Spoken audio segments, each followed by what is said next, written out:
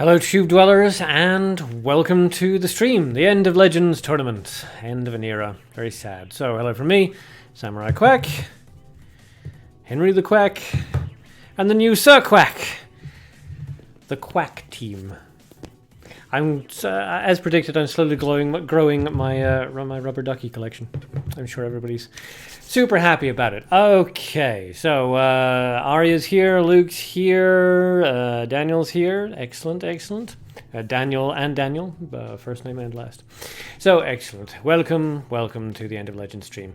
While everybody gets sort of organized and settled, we're going to take a look at the brackets, and then I figured we'd pull like a final 411 worth of booster packs, because why not?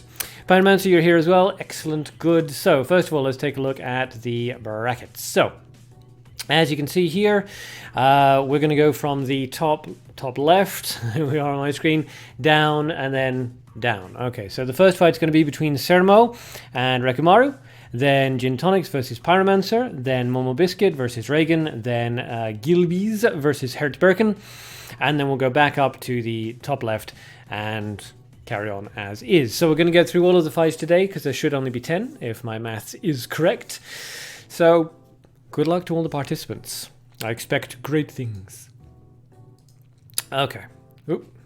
Yeah, there we go. All right. little glitch on my screen. But it's okay now. We're all good. Snow Leopard, End of Legends. I know. It's very sad. Very sad. Miss Let's All, that one song they forced us to sing in the last day of school. I forget the name. I don't know. It's probably different depending on what country you live in. So, yeah. Let's pull how many can we pull? Can we pull? No, we can't pull 30. Can we pull 10? We can pull 10. Let's pull 10. Just get the last of the gems out. It's very, very sad. The game will be, or the service will be shutting down in exactly 10 days' time. So, do a Song of Gojira. Gojira. I don't know why I did that. It was T-Rex. Auld Lang Syne. For Auld Lang Syne, my dear, for Auld Lang Syne, we'll raise a cup of something or other for the sake of Auld Lang Syne. Ah, Magic Garden Fairy, lovely. Eric, new haircut. Yes, I got my haircut 2-3 days ago, something like. I'm not sure. Look, everyone, come and play. Throw every last care away. Let's go to the mall. Okay, yeah. I think I heard that once. What do we get? We got a 5-star. Hey, Chancellor Varun Kahan, a good card. If the game was still going, could sell that for a good amount, or just give it away to a deserving newbie. But so it goes.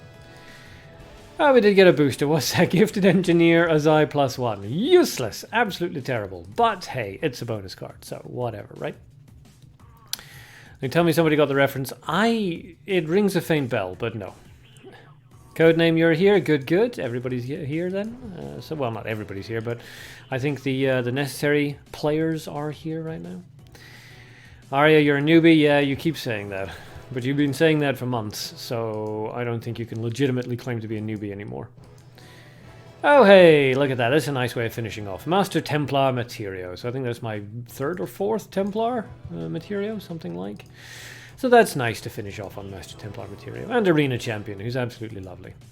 Criminally underused, but lovely. Alright, you need mutants and 5 stars. Lucar Cry, How I Met Your Mother. Yeah, I didn't see the finale to that. Which apparently is a good thing, because it is not... I don't know. From what I've heard, people were a little bit like, about it. Didn't get it at all, Eric. I downloaded all the resource files and transferred it to my PC in case someone wants to make an online fan version for PC. Well, that would be cool. I don't see anybody doing it, but hey, if you guys want to get the PC version, there's an online thing that allows you to make your own card games with any rules you like, so I forget the name of it, but you could do it there. Materio everywhere, yes. It would have been more fitting if we got Materio and Fabricia, but hey. We can't have everything, can I? No, I can't purchase 3. So we'll just go until I run out of gems. Finale's good, lots of people were disappointed. I personally enjoyed it. Well, maybe that shows that you are different. Your tastes are more refined. Or maybe it shows you have no taste whatsoever. One or the other.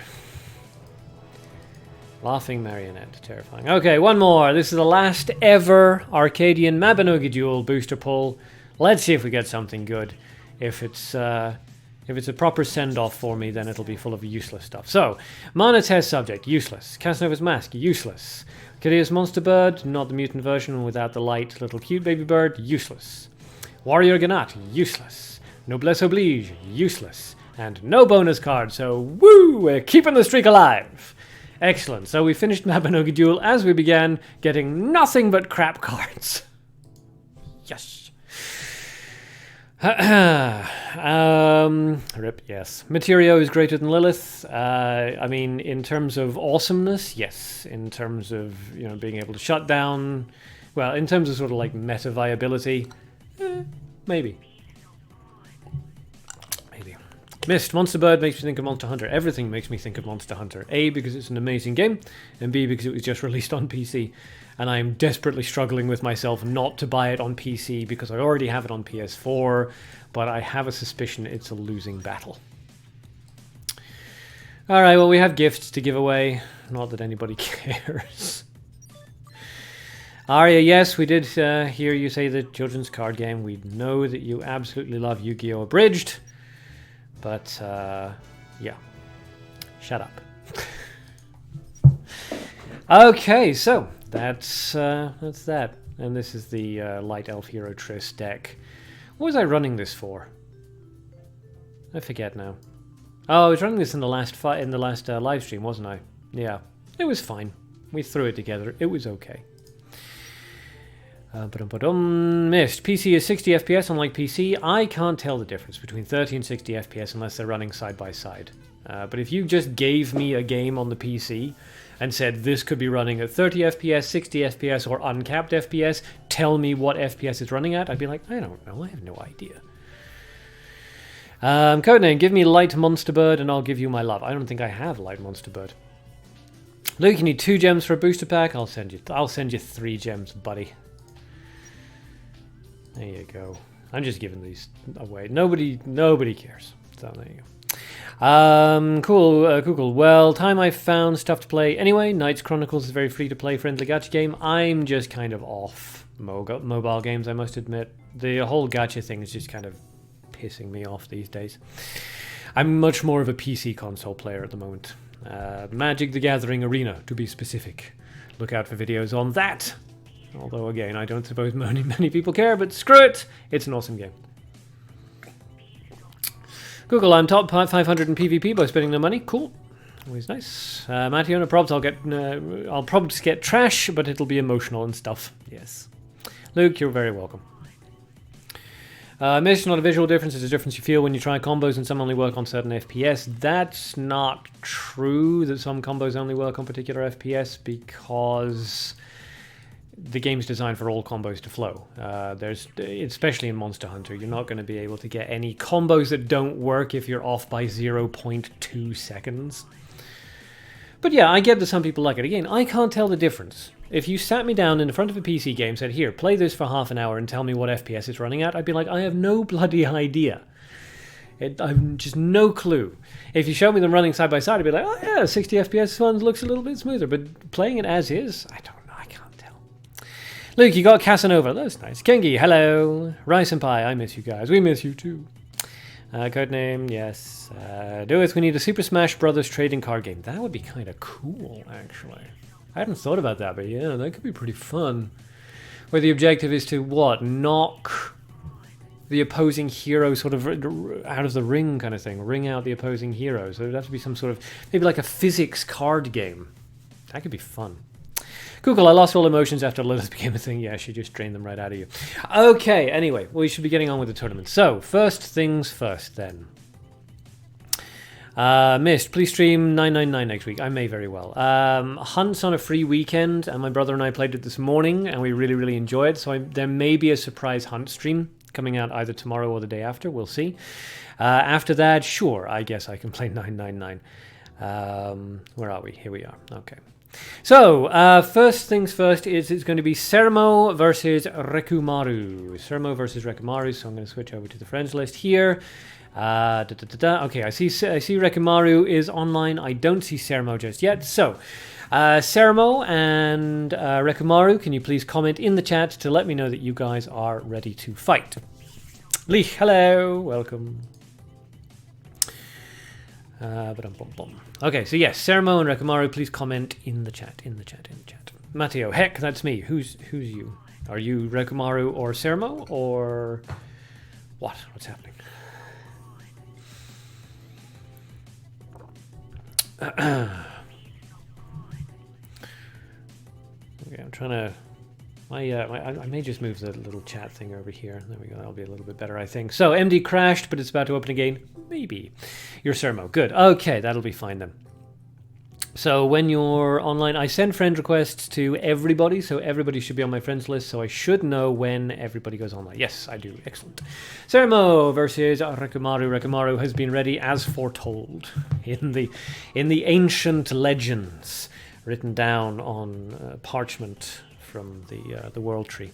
Okay, Matthew, ready? Good. Gengi, Empress the Legends? I don't know what that means, but sure. Kuko waiting for my PC to see if I can play Shinobi Striker. Good luck. Alright, so we're going to spin the duck, as always, to see who challenges whom. So, as always, the duck facing forward will whoever's on the top of the list, and duck facing forward, whoever's on the bottom of the list. So, facing forward, Rikimaru will send the challenge. Facing backwards, Sermo will send the challenge. Let's spin that duck. Facing forward, so Rikimaru, please send a battle request to Sermo. Rikimaru, please send a battle request to Sermo. And guys, please make sure your decks are ready, and as a final reminder, Fene the hero is banned. You are not allowed to run the Fene hero. And then we just start doing this, because Mabinogi Duel never got with the times, so there's no easy spectator function. Womp, womp, womp. Good, looks like transferring. Kengi, impress. Ah, yes, impress the legends. Well, one legend is actually playing, so I mean, he might impress himself. Who did I say? It was Rikimaru, so that's who will spectate from their perspective. All right, in we go. As mentioned in the Discord, by the way, we may be having some technical troubles because there's a storm going on outside. I apologize if so, but hang around because it will only take... we'll be back up in like 30 seconds if the stream does go down. So, Sermo and Rikimaru, neither player running mutants, which is quite interesting. Sermo up at the top running... I do not know who that is. And Rikimaru down the bottom running Elysis. So, a skeleton comes out. Let me put your strength to the test, says Rikimaru. And drops the Pirate Kaka, I think that is. Yes, Pirate Kaka. So, when an opponent creature is killed by him, although it doesn't say so, restores 1 HP to your hero and increases gold by +1. So, if Sermo doesn't want Rikimaru to gain some resources off that Pirate Kaka, he's going to have to use a removal spell. Mukro El Gesco comes out. That's going to be quite interesting. An early Mukro, so that is going to make things a little bit awkward for Sermo in the mid to late game, since the Mukro is now going to have a grave cost attached. We'll see how it goes.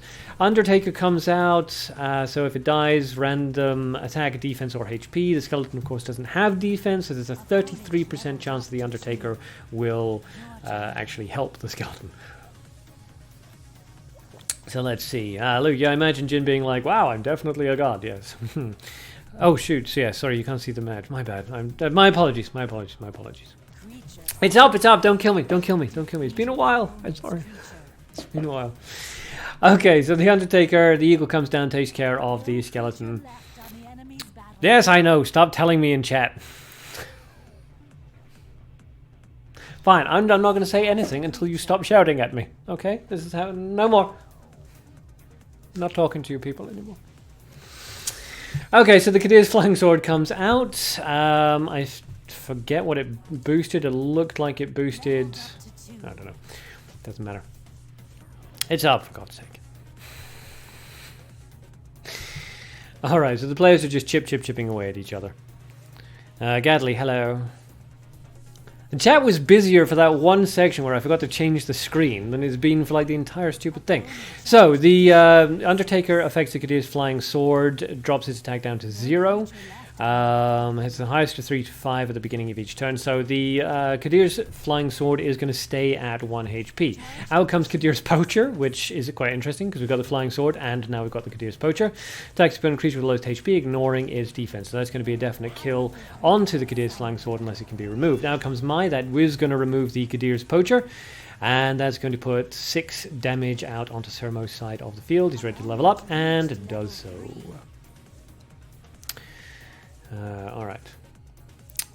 So, Rikimaru's turn. Both players running kind of even for resources. Rikimaru a little bit more, but of course doesn't have the battlefield presence that his opponent does, and is lagging behind in terms of XP. So, interesting. Out comes Barbarian Queen Sasha. So she's going to start bouncing around, protecting the HP value of Rikimaru and dealing as much damage as possible. That Mai is safe for a turn, though. The Mai at this rate is going to kill the Barbarian Queen. Not going to take any chance whatsoever. A magic missile comes out. That's going to allow Mai to just immediately kill that Barbarian Queen. And down she goes. Okay, so Sermo charges, and that does actually deal 3 damage to a random creature. Unfortunately for Sermo, it was their creature, but it didn't affect the Kadir's Flying Sword too badly. The 3 damage went into the 3 defense, and it only knocked 1 defense value off. So Rikimaru charges, is ready to level up. Decides not to level up and charges again instead. Could have been some lag there maybe, but odd. So another charge and another 3 damage to Mai. I don't suppose Sermo particularly cares about that. And a revive from the grave, which is always safe at level 3. So Kadir's Flying Sword and Mai between them do 6 damage, and now that is a brutal looking 14 damage out onto the field. So Rikimaru is going to need to bring out some AoE removal. Unfortunately for him, they have no mutants, as we know, so there can't be any sort of Dark Ice Spears coming out. Earthquake is a possibility, but again, most people don't tend to run Earthquake.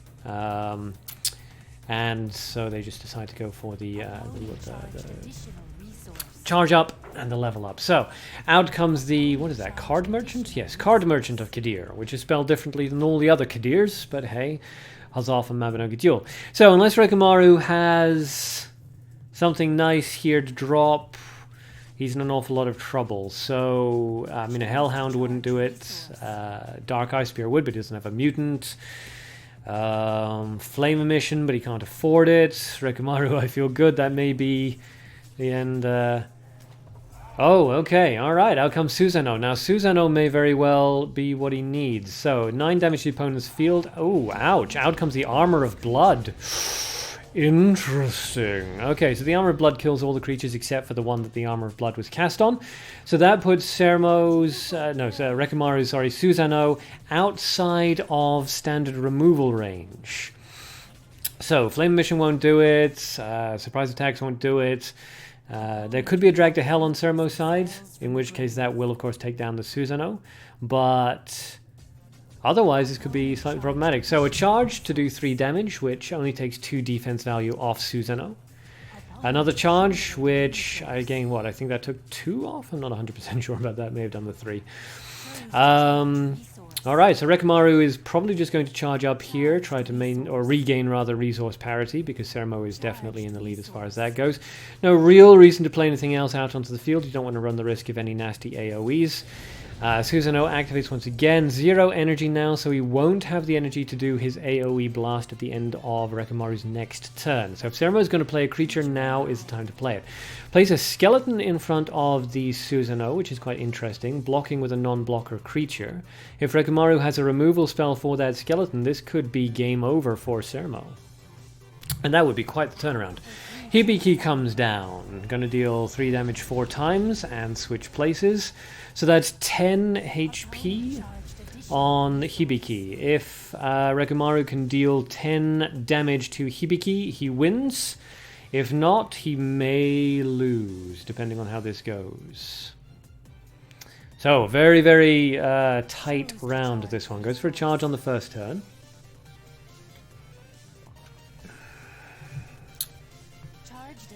Goes for a charge on the second. What he may be going for is a kill from Susanoo, which I think would take him up to 2 energy.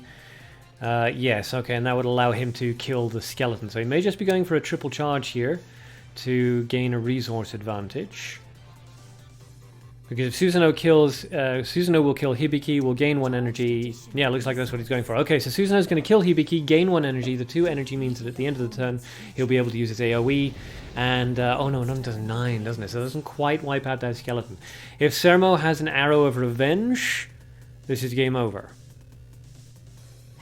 Out comes Assimilated Euripides. Okay, and a Paralyzing Bullet to paralyze the Susanoo. Very interesting. Okay, so A charge, ooh, unfortunately does kill that skeleton, so no 8 damage from Sermo. That works out really well for Rikimaru.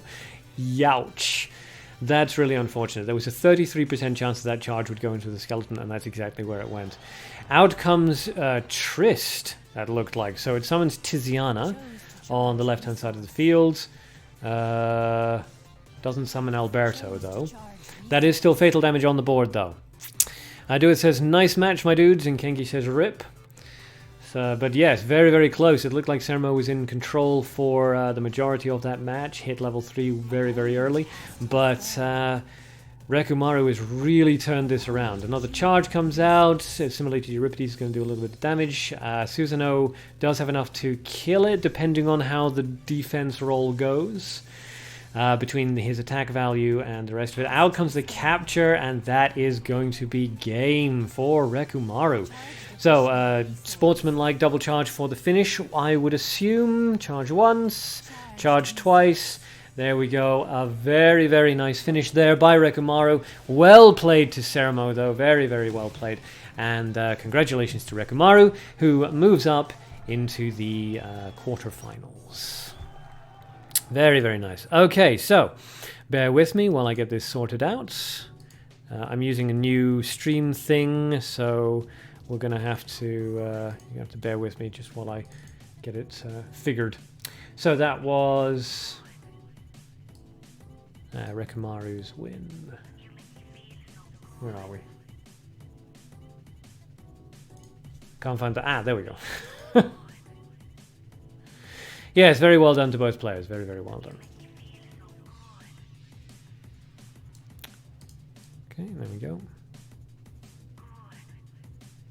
Alright, my screen's a little small, so if that's not exactly right, it's close enough. Let's just move it over a little bit. Alright, okay, so let's see how the chat feels about that. Impressive decks, interesting match, good game to both players. Feel it right, the power of the gods. Yep, okay, fair enough.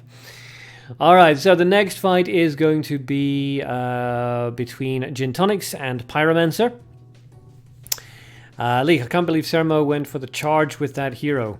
Interesting hero choice, absolutely. And that was very, very unfortunate that it went into the skeleton. Very unfortunate indeed.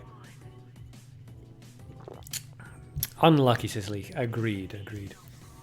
Okay, so the next fight is Tonics and Pyromancer. I'll just take a quick look here. Neither one of them is online, as far as I can tell. So, Tonics and Pyromancer, when you're ready, please let me know in the chat and jump into the game.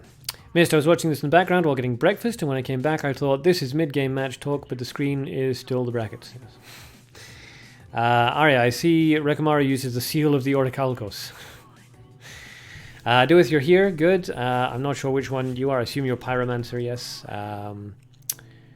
Yes, there you are. Good, good. All right, we're just waiting on Tonics then. So we've announced the next battle, Tonics and Pyromancer. So the clock starts now. As always, 2 minutes. If your opponent does not show, they are going to be listed as disqualified. So we have 2-minute countdown for Tonics to show up. Sabrosona, hello, you just woke up from a nap. You nap a lot. I think you have a cat in your ancestry. Not that that's a bad thing. They were once worshipped as gods, you know. Or goddesses, in the case of Bast.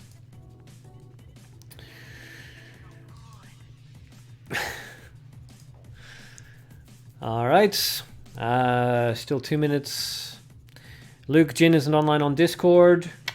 If anybody has Jin's sort of a direct line to Tonics, please do let him know that the fight is on. I'll keep refreshing just to be sure. 1 minute counter. 1 minute counter. Pyro, you may move up automatically in the list. And then this sort of end of Legends tournament would be even more apropos than normal. Oh no, Tonics has just shown up. I see him. Good. Okay. So, excellent. We got a fight. Right. Let's spin the duck then. Face forward, Tonics. Face backwards, Pyromancer. Mist, I'll take his place. Nobody takes anybody's place. We tried that once. It was a nightmare. Okay, facing away. So who is that? That's Pyromancer. Pyromancer, please send a battle request to Tonics. Pyromancer. I'm getting a notepad, don't worry about me. Pyromancer, please send a battle request to Gin Tonics. Hello, hello. Right. So I'm just going to write these down so I can remember, because I had a brain fart on the last one. I wasn't 100% sure that Rikimaru had won when I actually started to put the name on there. I was like, I hope nobody's going to correct me on this. Okay, you're going. Excellent, excellent.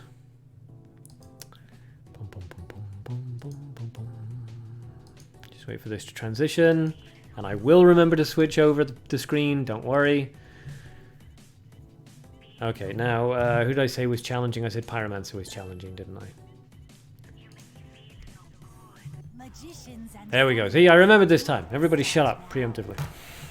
Alright, so Gin Tonics using no mutants, Pyromancer using no mutants. It's weird. There are mutants allowed in this tournament, but nobody's using them, apparently. Both players using Golden Nature, Gin Tonics using Light, and Pyromancer using Mana. Or Blue, I suppose I should say. It's all Mana. L Hero up at the top, as is customary with all of the Legend players, and Pyromancer is using the Cat Merchant Hero, which is very interesting. Both players running very defensive playstyles at the moment. Nobody wants to play their moves first. Out comes the Golden Garden Cat, which is answered by the Ambush Vine. Now, the Golden Garden Cat does need to be answered immediately with a removal spell, or it will start generating resources, so Pyromancer needs to be aware of that. Nyx is the only name I know. I'm cheering for him, fair enough. Out comes the Eagle, an excellent counter there. That leaves the field free for the Ambush Vine to deal 2 damage, and that means that Gin Tonics is now, their attention is spread. So if they remove the Eagle, they leave alone the Ambush Vine, but that's an excellent answer to the Eagle. So the Goblin Shredder comes out onto the field. That kills the Eagle and leaves a creature with 3 damage out onto the field. This is going to allow Gin Tonics to race. Interestingly, Pyromancer chooses not to level up and instead goes for the Phantom of the Wolf, boosting the Ambush Vine so that now Hugh's going to win the race if it comes down to a war of attrition. Gin Tonics could remove, but chooses instead to take the level up lead. Pyromancer will almost certainly follow suit. Yep, no reason to do anything else. 7 damage comes out. Pyromancer has taken an 11 HP lead, but if this is an aggressive deck, then Gin Tonics just needs to hold out into the late game, and they gain the advantage. So let's see how this goes. Hunter PLA comes out. That's going to take care of the Phantom of the Wolf and come back for no cost, of course. We all know PLA. Know him and hate him. And that's 3 damage coming out into Pyromancer. The Phantom of the Wolf goes down. Ambush Vine goes down to 2 HP, 2 attack value rather, and is of course vulnerable to a PLA removal on the next turn. This puts Pyromancer into a bit of an awkward situation. Goes for the Goblin Bomb Squad. That's going to be 6 damage. He's playing very, very aggressively here, not trying to answer the Goblin Shredder because there's no reason to. He's got a solid HP lead here. All he needs to do is maintain it. Luke, you're not going to let him win easily this time. Good, good. Kengi thinks Nyx and Jin are going to be the finalists. Could be. Who knows? It's anybody's game. Use 12 mutants in the tournament and you'll be qualified as a legend. Out comes the Dragon Hunter Frey. Very interesting. And Hunter Piole comes out. Interesting, interesting. Because of the Frey's ability, and then Piole is going to trigger off that. Well played there, of course, by Gin Tonics. A nice little combo string. Sabro throwing some shade Aria's way. Vas, as always, I'm placing all of my bets on Lucar Cry. That's what we like to see. A betrayal onto the Frey. That's nice. That's going to keep Frey onto Pyromancer's side of the field for 2 turns. So let's see how that goes. Kengi says Lucar Cry is cute, and that's probably why he's voting for him. Fair enough. So, down goes the Goblin Shredder. And this puts Gin Tonics into a bit of an awkward situation here. If he plays anything, then Frey will hammer into it. Of course, he will get Frey back at the end of Pyromancer's next turn, so it's a bit tricky. Out comes the Giant Rock Golem, a very interesting block creature. So let's see how this goes. I don't know if Frey's end of turn ability will activate before she switches battlefields. I've never actually seen a Frey be betrayed before, so this should be quite interesting. Pyromancer levels up to 3, catching up with Gin Tonics. Let's see if he decides to go for something. He goes for a capture. Interesting. He's really just going balls to the walls with the damage here. Okay, so no, Fry's ability... Well, Fry's ability wouldn't activate anyway, would there? Because there's no enemy or creature on the battlefield. So, Tonics gets Dragon Hunter Fry back. She will go for 6 damage with an attack of 6 or greater, so her ability is not going to activate. PLA comes out in front of the ambush vine.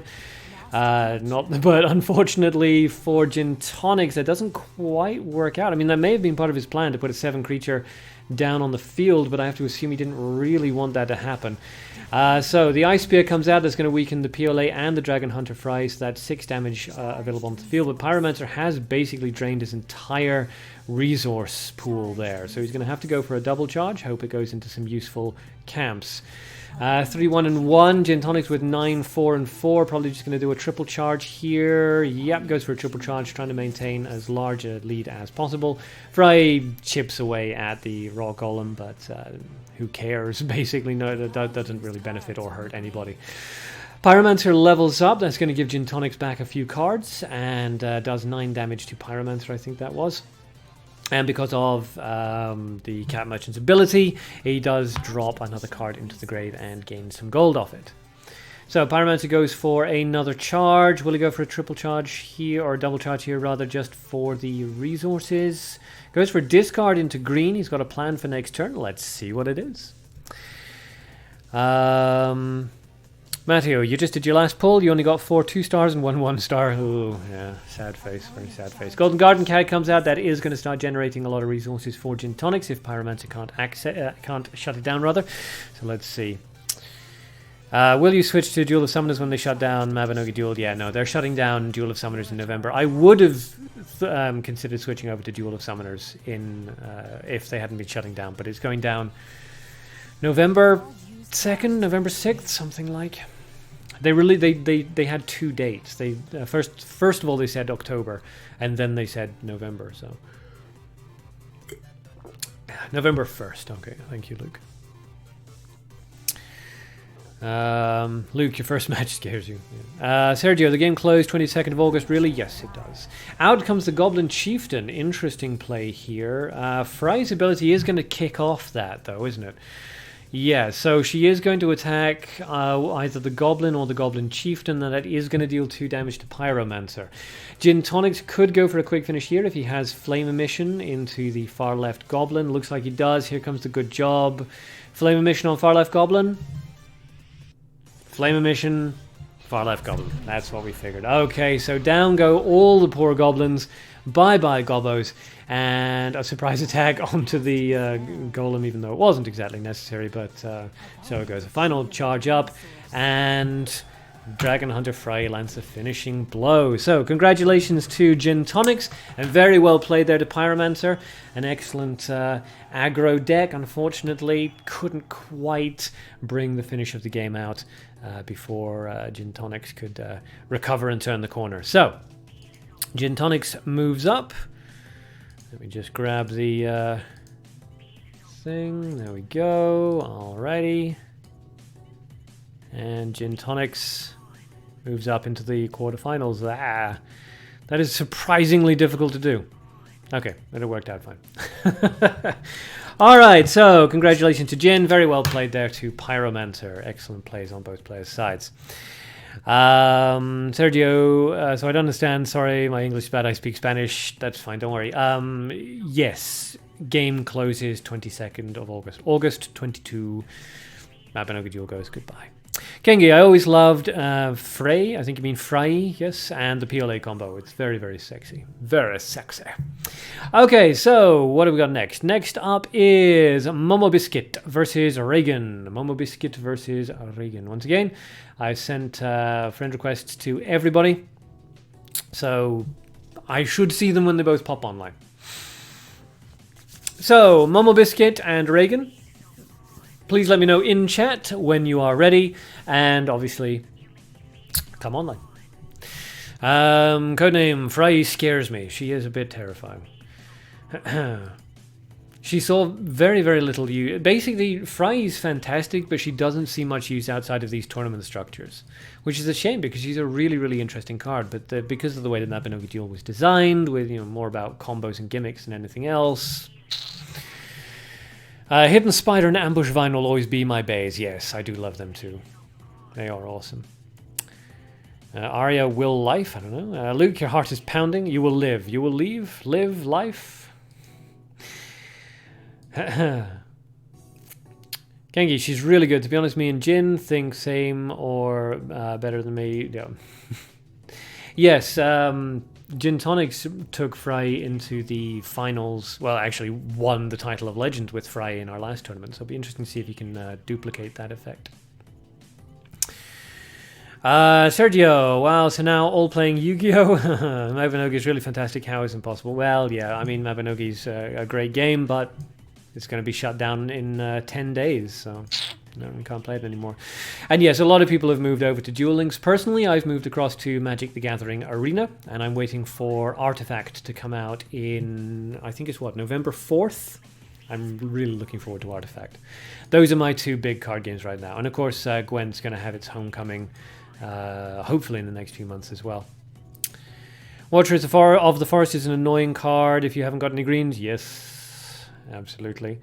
Kenki, in the last tournament we had nearly the same deck and he screws you over, yeah. Okay, so no sign of Momo, Biscuit or Reagan yet. I see that Momo is online, so I'm just going to send a quick message to Momo and Reagan.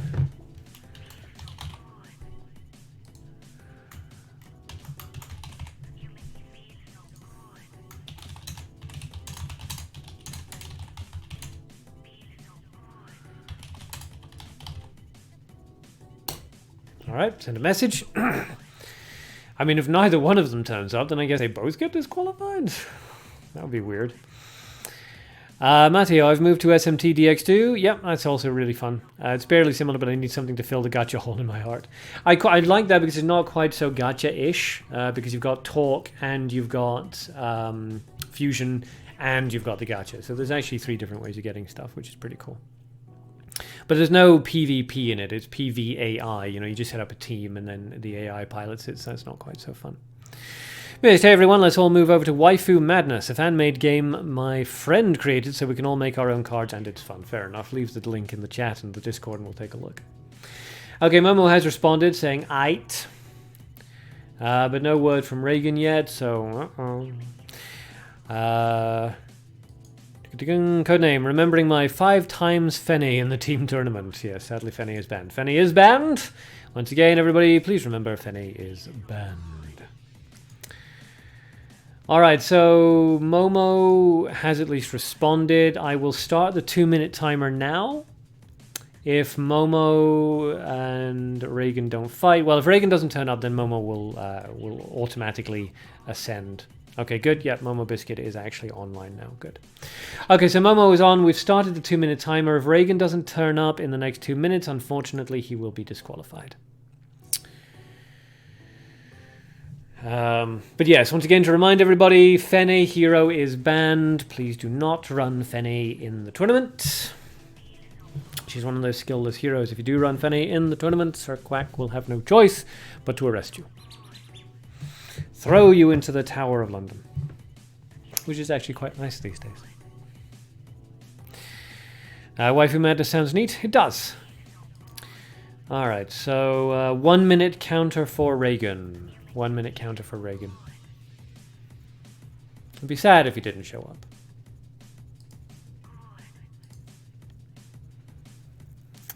Rikimaru, are you allowed to tweak your deck a bit? Yes, that's what the sideboard is for, but you are only allowed to tweak your deck with cards in your registered sideboard. Alright, yep, Momo, you're online.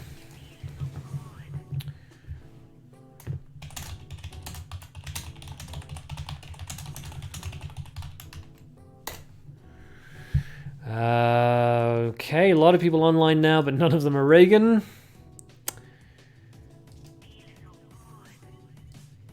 Yep, still no Reagan. 1 more minute. 1 more minute.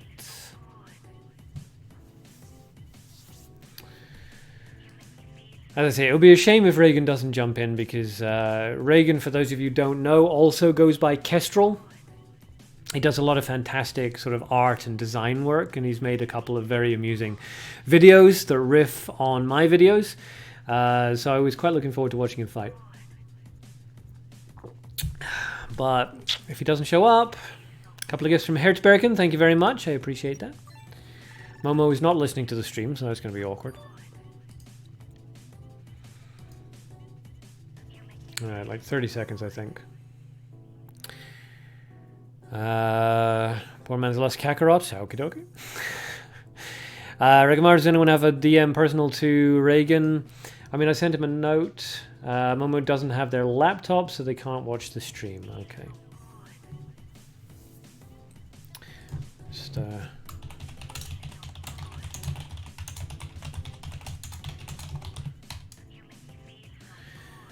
alright, we're going to have to disqualify Reagan, it looks like, unfortunately. So, unfortunately, Reagan is disqualified.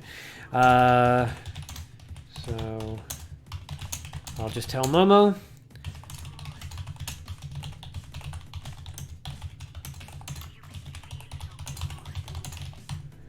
Alright.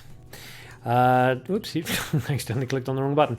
Alright, so we're going to move Momo Biscuit up into the quarterfinals. There's got to be an easy way of doing all this without so much clicking. There we go. Alright.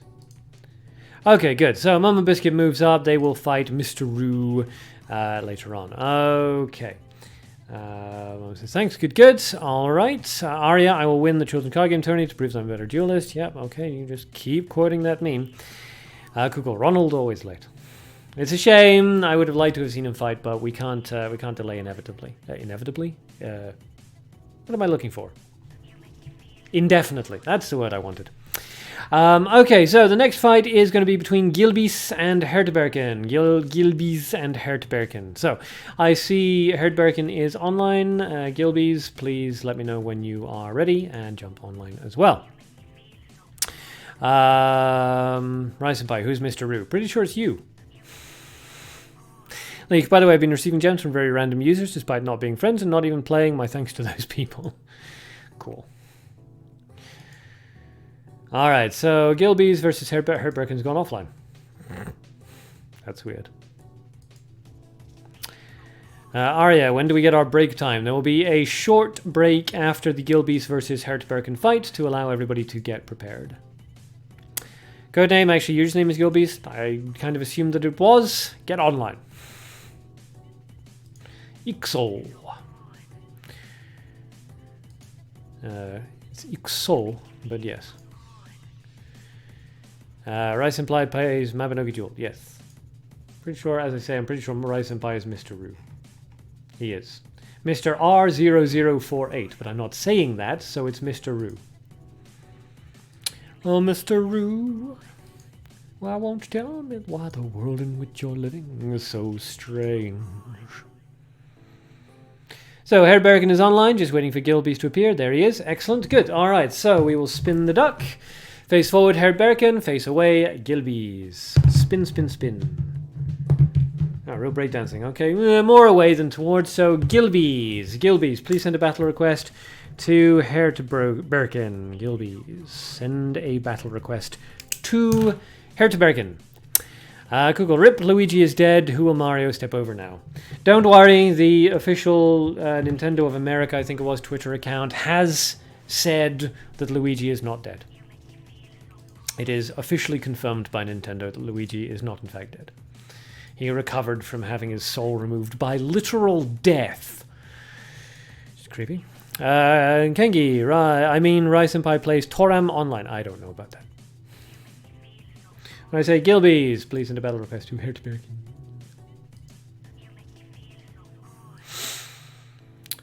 You make me feel so good.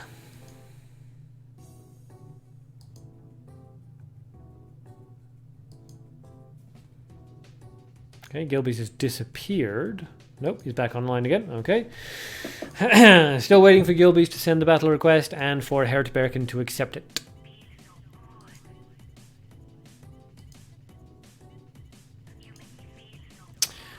Let's imply PUBG. Yes. Hashtag Mabinogi Duel Life. Yes, well, Until August 22nd when the servers get shut down, yeah. It's blank. Gilbeys. Yes, Gilbeys. Gilbeys, as you can see on the screen. Aria, Arc, when is your next dueling stream? I need to beat you before you can get your hands on the boxes. Well, I've already finished my For Hire deck. So I don't know. Duel Links is a good game, but it's not one of my games. So... Yeah, I mean, it's fun enough, but I don't really play it. Ah, good. Looks like they're transitioning. Nintendo UK said he was okay, and everyone knows the UK lies. Well, I can't argue with that. I mean, I could argue with that, but you'd know that I would be lying. Alright, here we go. Hert, Birkin up at the top, no mutants. Gilbeys down the bottom with 2 mutants. So, we finally see some mutants. So we've got Sarah down the bottom. We've got, begins with a B. I can't remember her name. I love her. Bonoba. There we go. Up at the top. So, an aggressive elephant opening, which is immediately countered by a goblin shredder. That's got a hurt for Gilbeys. Ouch. I want to see you in the trends. What, in YouTube trending videos? Wouldn't that be nice? I'm going to start releasing videos on more popular games. From now on, it's going to be Magic the Gathering, it's going to be Artifact, it's going to be possibly Spider-Man Marvel, Hunt Showdown, a lot of stuff like this. So hopefully, hopefully I'll start appearing in some trending videos. Who knows? I'm making props at the moment, so look forward to that. Out comes Wanderer POW. Fireball comes out. Okay, so the POW is going to switch over when it kills an enemy. So if Gilbeys puts a weak enemy in front, looks like Hert Birkin's going all in on the aggressive play here with the newbie duelist and the Wanderer POWs. Gilbeys is ready to level up, but does he want to level up and take that 9 damage, or does he want to work some sort of counter? Is the question.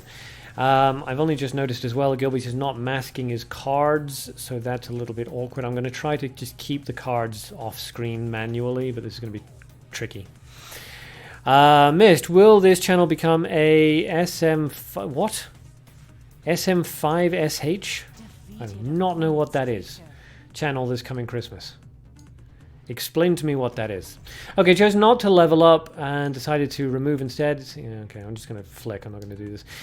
Chose not to level up and and chose to remove, but it didn't really work out ideally. So Gilbeys is in a bit of an awkward situation here. He really is playing from the back foot. That newbie duelist is just not going down. Hert Birkin can just keep playing threats. The Gilbeys is going to have to answer, but chooses instead to level up. Gilbeys... is going to have to level up now, really. Yeah, and there he goes. So that's going to take him down to 5 HP. Hert Birkin all up at 32.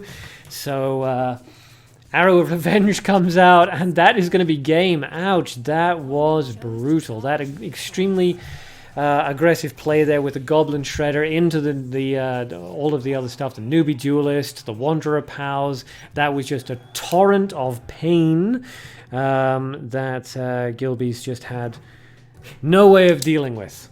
So congratulations to Hert Birkin there. Well played to Gilbeys. That was painful. I really do feel for you. That was a nasty, nasty deck to go up against. Unfortunate first turn counter there on your elephant. So who's that? Hert Birkin goes up. Hert Birkin goes up. You think I would remember, given that it happened like 30 seconds ago. Okay. We will take a very short, like 5-minute break now, just to allow the duelists to edit their decks with their sideboards and things based on what their opponents are using and so on and so forth. Okay, Smash 5, Smash 5 Ultimate, right. Well, it's on the Switch, I think, isn't it? So, no, I don't have a Switch. What's her name's SE skin? Bonobas, yes, very fast, good game. Savage, yeah. Will Arc join the battle in Smash? I don't have a Switch, but if anybody wants to buy me one, that would be nice. No Mercy, yeah. Arc for Smash. A lot of people wanting me to play Smash. I would be very happy to play Smash, but I don't have a Switch. I wasn't looking when I will pass more streams. I don't know what that means, but okay. All the Smash memes, yep. Smash Brothers 4 was called SM4SH, so I'll call Smash 5 SM5SH. Okay, fair enough. King was chatting someone. Yep, Gilbeys took the bait. I don't think he took the bait. It was that hard counter onto his elephant right at the beginning that was just extraordinarily painful. Aria waits. I'm gonna add Rikimaru first. Well, you guys were all supposed to add each other before the tournament started, so I hate you. All right.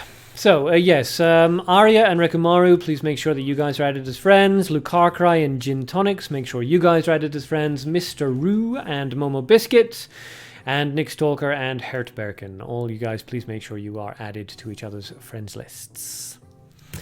As I say, we'll take a very, very short break, 2 more minutes, and then we'll jump into the Aria versus Rikimaru fight.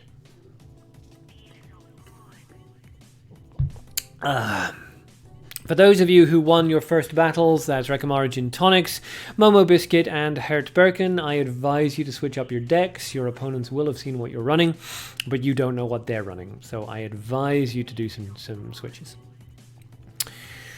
Codename Go Aria Go. What about Western Love for Rikimaru? Lucar Cry, you have Jin added. Excellent, good. Everybody make sure that everybody else is added to everybody's list. Everyone add everyone. Win this for me. Yes. Rikimaru sent Aria a friend request hours ago. Okay. So Rikimaru's on the ball. Aria is letting the team down. 1 more minute. 1 more minute.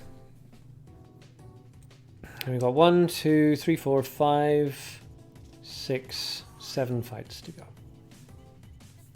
Is that right? Yes, 1, 2, 3, 4, 5, 6, 7. Yes, I was right, yes. Show class in the next battle. Okay. Remind me who's next. Rikimaru, it's you and Aria are up next. You and Aria. A lot of people not watching the stream. You guys need to watch the stream. I need the numbers. Twitch won't keep me as an affiliate if I don't keep my numbers up.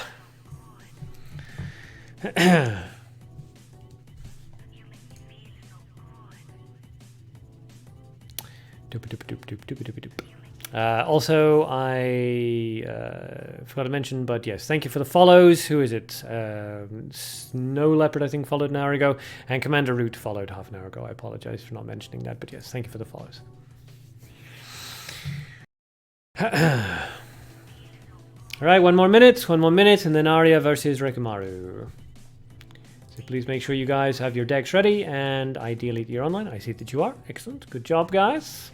That's what we like to see. People on the ball. Samurai Quack approves. His squeak. Codename, if you lose this game, I'll smash you tomorrow at school. Kinky. Make sure the teachers don't catch you. I just wanted to make it awkward. I apologize. Leek, you switched to Twitch. You'll listen on voice only and read. Okay, fair enough. As long as I get numbers somewhere. Alright, so Aria, you're here. I see the Rikimaru is online. Excellent. So I will spin the duck. So facing forward, Rikimaru. Facing away, Aria will send the request. It's facing more away than towards. So who'd I say? Aria. Aria, send the battle request to Rikimaru. Aria, send the battle request to Rikimaru. Okay. Also, I will be doing more live streams, but I think the live streams are going to be Twitch only from this point onwards. I know that sucks, and a lot of people would prefer YouTube, but it's a real pain trying to make stuff work on this multi-stream thing. I'll run some streams on YouTube and Twitch, but I'll make Twitch the dominant thing that I always stream on. So if you're not following me on Twitch, and you want to know when I go live and I do stuff like Hunt and 999 and Spider-Man, Magic the Gathering and Artifact and all this stuff, add me on, follow me on Twitch. Because that's what I'll be streaming most on now that we're finishing up with Mabinogi Duel. Alright, so here we go. Switching over. Okay, so Rikimaru up the top with 1 mutant and the Elysis hero. Aria down the bottom with 4 mutants and the neutral hero, opening with a light elephant. If you're going to open with an elephant, light is the best way to go. It is not affected, obviously, by the Goblin Shredder. Rikimaru chooses to ignore the elephant, which is quite an interesting design idea. And Aria gets 2 damage and charges up as well. Rikimaru drops an Dark Elf Archer, which is quite interesting on the far right-hand side. Aria can ignore that, chooses not to, goes for a Mana Holy Missile. So now Rikimaru knows what 2 out of, 2 of Aria's mutants are.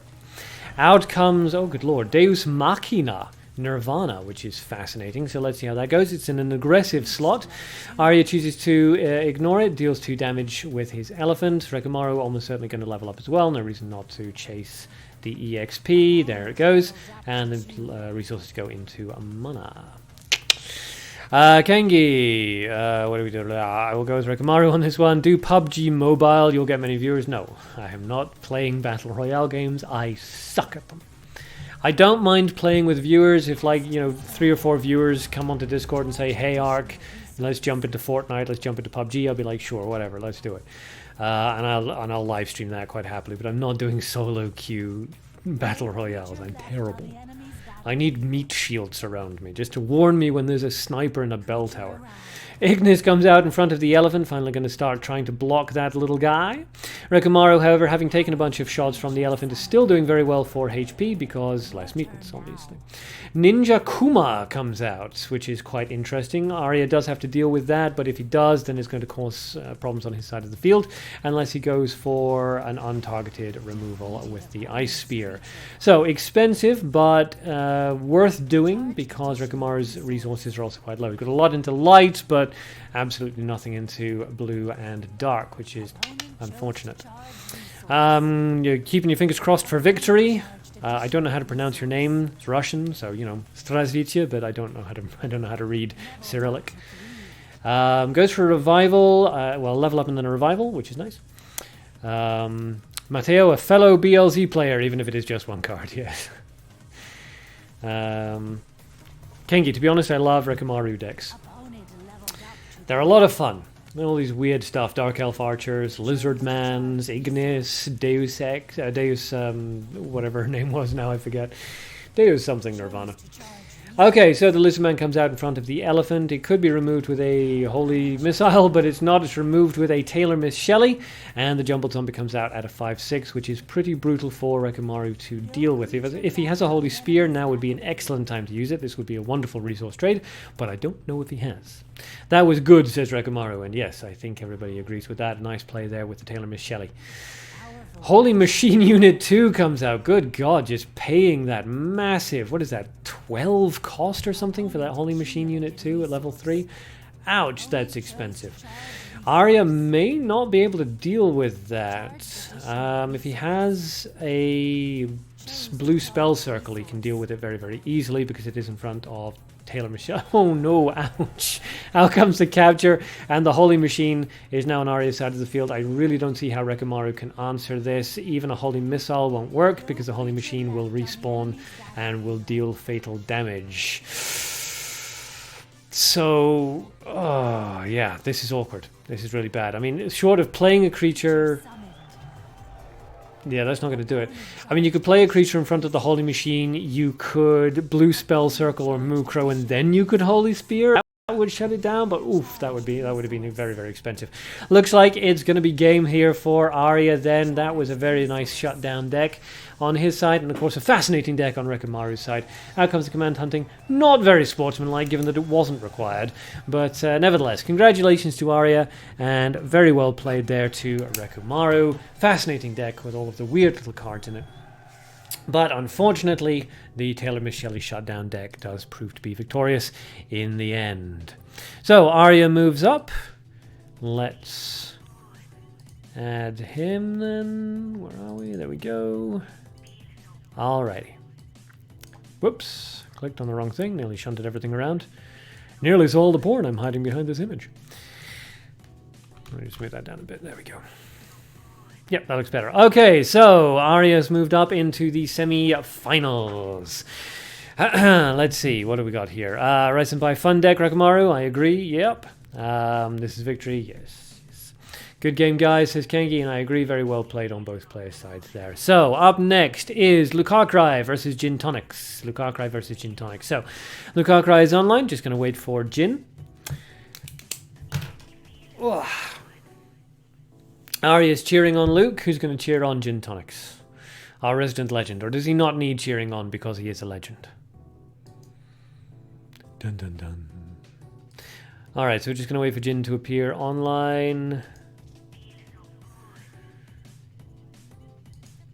What do you mean win this game for me, Lucar? You won your game. Nobody has to win games for you. You are winning games. Okay. Just waiting on Jin. If anybody can sort of tag him on Discord or something, just let him know that we're that he's up.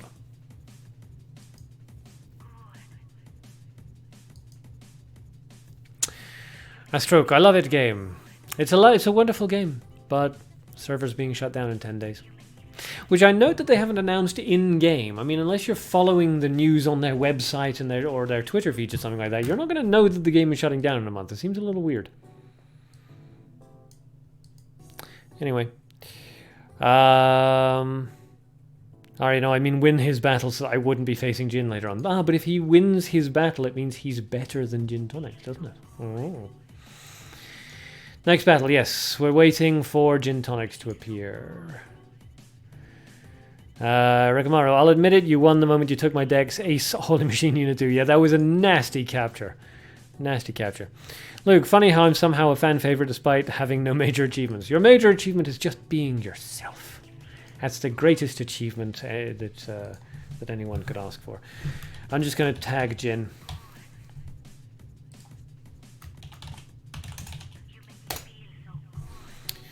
We'll start the clock now that I've tagged Gin Tonics. I mean, it may be that Lucar Cry wins by default if Jin doesn't turn up, but Jin did this last time as well. He didn't turn up until like the last 30 seconds or something.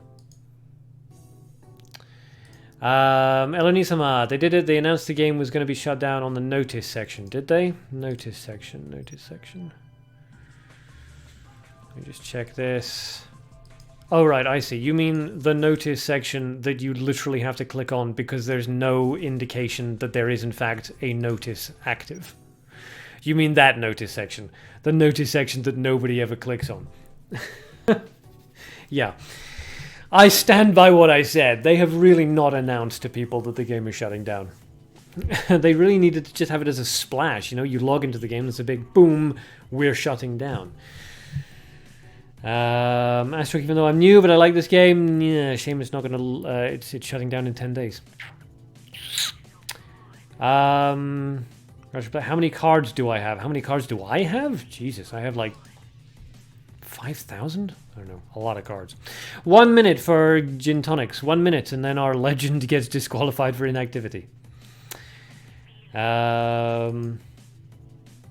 What are we saying? Yes.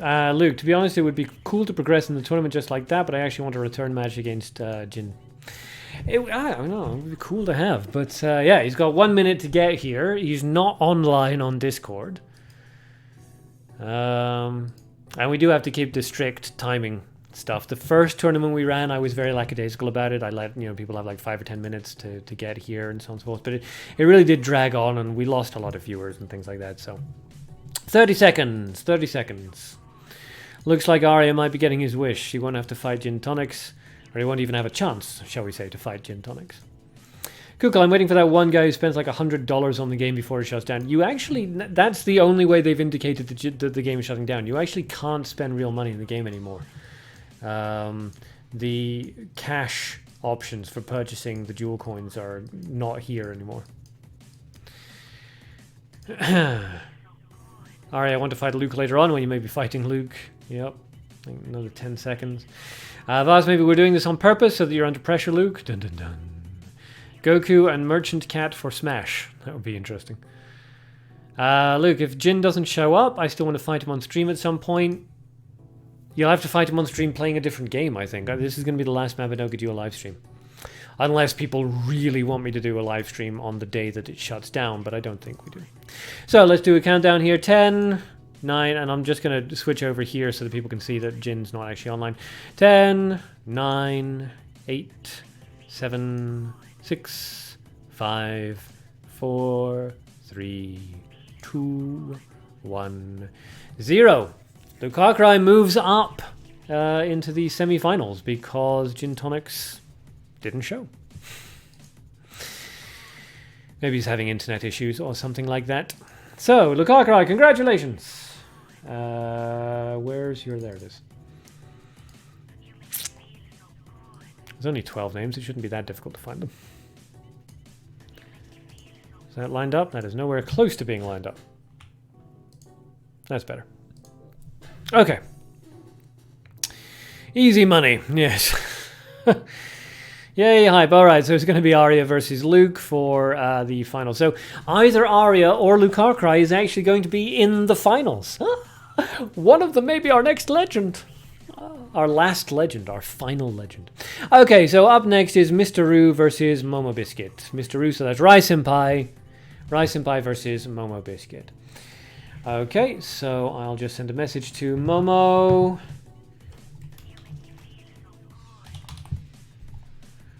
They seem to be offline right now. Okay. Google, I blame the parents. That's generally a good thing. Yes, always blame the parents. They're generally so beaten down and drained of all energy just by having children that they won't fight you for it. Okay, Momo has responded, so they're going to jump online. I say she. I keep going to instinctively say she just because it's Momo, but God knows, right? Alright, so Rai Senpai. Momo twice? What do you mean Momo twice? Momo. The person's so nice, they named them twice. Win this Rai. Okay, so Aria's cheering for Rai. Codename's cheering for Rai. Nobody's cheering for Momo Biscuit? So... Okay, Momo was asking who they're fighting, so I'm just saying. Okay, what do we got? Okay, so Momo says, fine, she's ready to go. I'm just going to say she, because it's Momo. Momo is a girl's name. Aria, I need to fight Rai in the finals for revenge. Okay. Rikimaru, Aria, I like your use of spell cards. Yeah. Luke, Momo is more masculine in French. Really? Interesting. Because obviously I don't know it in French, I only know the Japanese. So to me, Momo sounds like a girl's name, like Alice. You know, that's how it sounds, because that's all I've ever known it as. But cool, so Momo sounds masculine in French. Rai Senpai, K-pop girl band. Okay. Rai Senpai, stop talking and come online. It's your fight.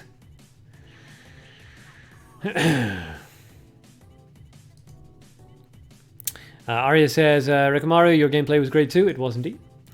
Kengi, I wonder if Aria will be in the finals. Bum bum bum. Bum bum bum. Bum bum bum bum bum bum. We're waiting for Rai Senpai. We know that Rai Senpai is online. Well, we know that Rai Senpai is in the stream. He just needs to actually get online. You will be disqualified if you don't turn up actually on the thing in 2 minutes. And if you are online, then I sent you a friend request, so you should have accepted it. So just in case, whoops, I accidentally clicked rather than swiped.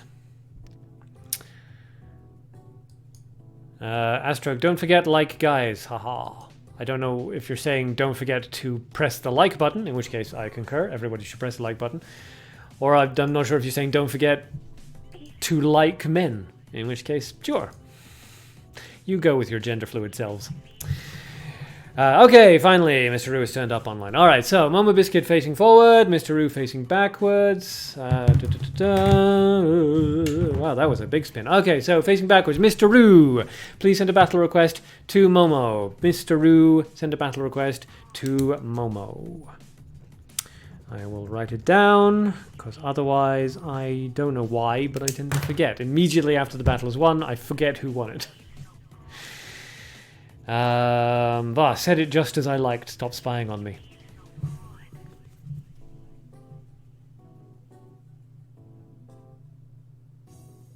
Never. Okay. Codename, what is the main prize of the winner? There is no prize other than being named the last of the legends. Glory, yes. That too. The idea was that we would have a series of tournaments that would people would then be named legend, and then at the end of the year, when we had at least 8 legends, we would have had a legend battle where the legends all fought each other, and whoever won that battle would get either $50 or $100 in a gift card to either Google Play or the iTunes App Store, and I would have paid for that out of my own pocket. But because the game was shutting down, we never actually managed to get that idea up off the ground, so he gets a formula for the arc juice. Listen, none of you mortals could handle the arc juice, okay? I keep telling you this. If you drink it, you will die. Only I can drink it. And it's only because I've been building up a tolerance to the stuff over the last 3,500 years, something like. I don't remember exactly. After a while, they all blend into each other. Did you know Napoleon wasn't actually that short? Aria, your wallet is safe. Yes, my wallet is safe. For now. I mean, if the community as a whole gets into more games, Magic the Gathering, Artifact, even stuff like Hunt, that would be really fun, actually, creating a Hunt showdown thing where 4 teams of 2 compete to see who can get to the bounties first. That would be so cool.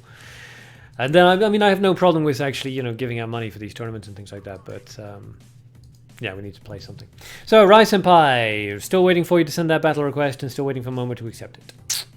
Lucar Cry, rip my free orbs on Fire Emblem Heroes. I don't pay that game. Google, the secret is to bring someone from the dead without losing an arm. Yeah, I suppose no, I'm not going to tell you that. No, I gave that secret to somebody once and it just went horribly wrong. Okay. Alrighty, so Momo Biscuit up at the top with the Elysis hero and no mutants. Mr. Roo down the bottom with the L hero and 1 mutant. Both players running exactly the same colors, so this should be interesting. Let's see how it goes. Vas, was that a Full Metal Alchemist reference? Oh. Kengi, can legends drink it? No. No. You would have to do a special, in-person tournament in order to be able to drink it. Okay, so Skeleton is answered with a drag to hell. Not super resource efficient, but if that's the only answer that Mr. Roo had, then good idea to go for it. Interestingly, Momo Biscuit is charging her gold into darkness, so...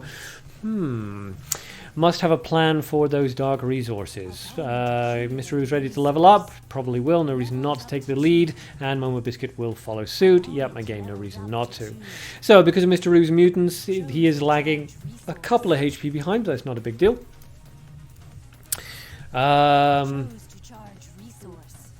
Drink it and you will have the power of Black Panther. What? The power of being a prince who dresses in... what is that armor? It's the vibranium. That's the stupid name for it. Yes, it's a pretty good power, being a prince. Okay, so we got the Golden Grave Keeper, there we go, and the Citizen. So that's 9 damage on Momo Biscuit's side of the field. Mr. Roo really kind of needs to answer that. Forest Fire comes out, that is going to kill both of those creatures, but it does give Momo Biscuit back 1 point of light. So, not too bad on Momo Biscuit's side. Will Mr. Roo play something for pressure, or is he worried about counterspells? Let's find out. Is Mabinogi Duel really going to end on the 22nd? Yes, it will. Sad face. Vas, I get the feeling you're making fun of me. I don't know who you're referencing, but yes. Yes, they are. Astroke, I'm from Indonesia. Yes, there are actually a lot of Indonesian players. So yes, as you can see, Aria's already responding. Yes, there's a whole Mabinogi Duel line Indonesian message board thing, which I'm on, and I never read, because it's all in Indonesian. Try to keep the chat in English, though, guys. Thank you. Just so that the most number of people can read it. Codename, a king inside armored cat cosplay. I have no idea what you're talking about, but it sounds awesome. Alright, so both players still playing very defensively here, quite ridiculously high levels of resources.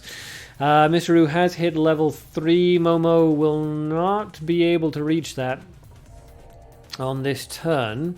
So out comes the Citizen and a charge. ready to level up to 3. Mr. Ru has 3 possible answers. Could do a removal into 2 charges. Goes for a defensive blocker. So the Goblin Bomb Squad will either just kill the citizen outright and remain on the field, or it will be removed and in turn will kill the citizen.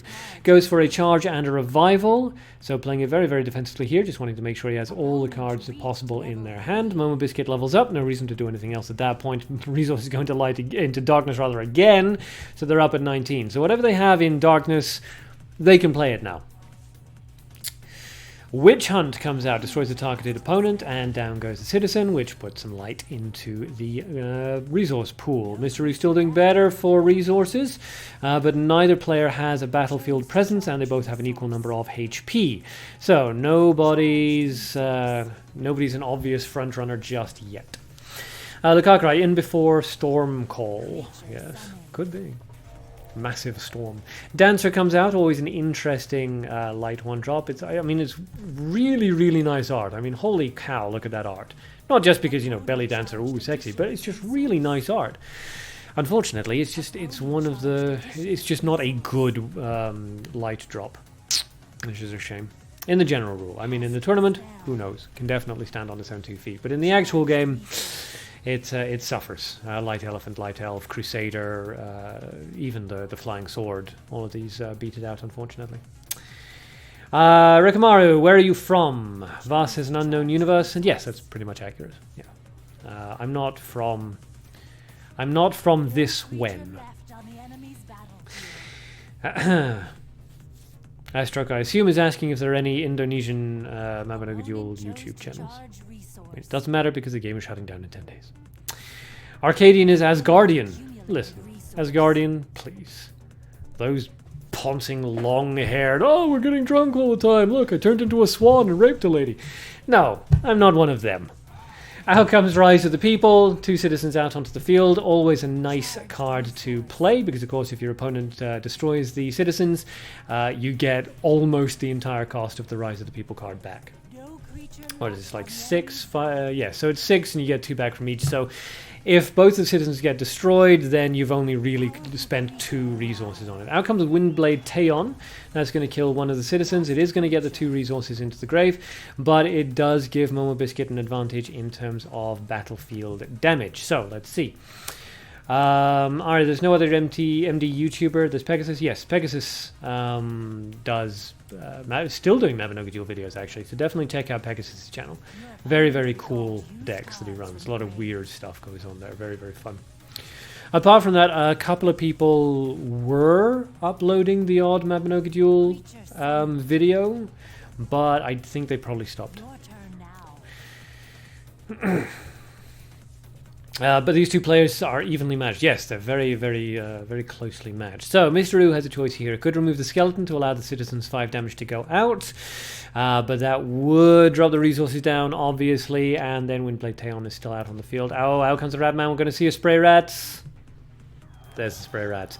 Okay, so this is going to be really, really awkward for Momo Biscuit to deal with here. That is a brutal combo that you just gotta kind of expect when your opponent is running gold and dark. So let's see if Momo Biscuit has any obvious answers to this. The Windblade Taeon has weakened one of the rats, so if Momo Biscuit's running... They were running, what, 1 mutant, I think, at the beginning? So a Dark Ice Spear... Something like... I mean, if they have a Lilith, then that would be a sexy drop. Thief Sevia comes down, that's not going to do anything. Kadir's Guillotine comes down, that's going to... Okay, that may be a combo with Sevia. If friendly creature, HP lower than the friendly creature's attack. Okay, so... Right, so it could kill one of the... Yeah, okay, so it could kill one of the Ratmen, and it does. Alright. So it's going to kill that Ratman. That's a fairly decent block, except Sevia is going to drop dead to that Ratman now. However, that is 16 damage on the field on Momo Biscuit's side, so Mr. Ru kind of needs to deal with that, ideally. Out comes the Holy Spear, just going to wipe the field clean. Nice play there by Rai Senpai. That's a very, very good resource trade on his side because he's got a lot of resources left to play. Momo Biscuit agrees, and Momo Biscuit, of course, is down at 0, 0, and 5. So if he plays a dark creature now, that would be some excellent threat, and there it is. Ooh, the Magician Mask Field. That is going to be a very, very unpleasant threat for Momo Biscuit to deal with now. Double charge up after that, and Momo Biscuit's now at 1, 1, and 6. This is going to be almost impossible to answer at this point. Let's see how Momo Biscuit decides to run this. Could just ignore it for this turn, go for a triple charge, in which case Momo Biscuit will do the same. Out come the Witch's Hunt. Down goes the Magician. So Assistant Dana will not go into a cutting box when she dies, but equally, and ouch, that 6 heal is nasty as well, because they just gave Mr. Roo back the Magician Masked Field. So Mr. Roo goes for a revival, drops the Magician again. Yeah, this is pretty brutal. This is pretty brutal. Codename Holy Spear. Yeah, holy shit. Yes. Good job, says Mr. Roo. Which is, I mean, I suppose it's a little bit bad manners to say good job to your opponent before they are actually dead. But to a certain extent, it's fair enough. Both of those, the Dianas together have got fatal damage. If Mr. Roo has an Arrow of Revenge, then the Assistant Dana plus the Magician Masked Field could do fatal damage. So tricky. Momo Biscuit's in a very awkward situation. Now comes the Golden Gravekeeper. Okay, just going to go for that, but a single target removal, a surprise attack, a holy missile, a flame emission. Yep, any of that's going to kill that Golden Gravekeeper, and that is going to be game a double Ana beatdown. Lucky Momo Biscuit, am I right, guys? But yes, that's going to be game there. A couple of charges, sportsmanlike finish, and Rice and Pie finishes with the double Ana beatdown. Very well played there to Momo Biscuit. Nicely done. Both players really neck and neck for the longest time there. And congratulations to Mr. Roo, who moves up into the semi-finals. Semi-finals. I don't know why I said it like that originally, but I'm just running with it. Mr. Roo. Again, there are only 12 graphics in that folder. I don't know why I have so much difficulty finding them. Okay, is that aligned? Kind of, sort of, but not really. Is that better? Good enough. Okay, so let's see. Anan, how often do you stream on Twitch like every Sunday? No. This is a special weekend stream because it's the tournament, and this is when everybody's available. However, because Mabinogi Duel is dying now, it's going to be shut down in 10 days, I am going to be starting to live stream different games and more often, so I may actually start live streaming regularly on Sundays, in which case it will probably be around this time.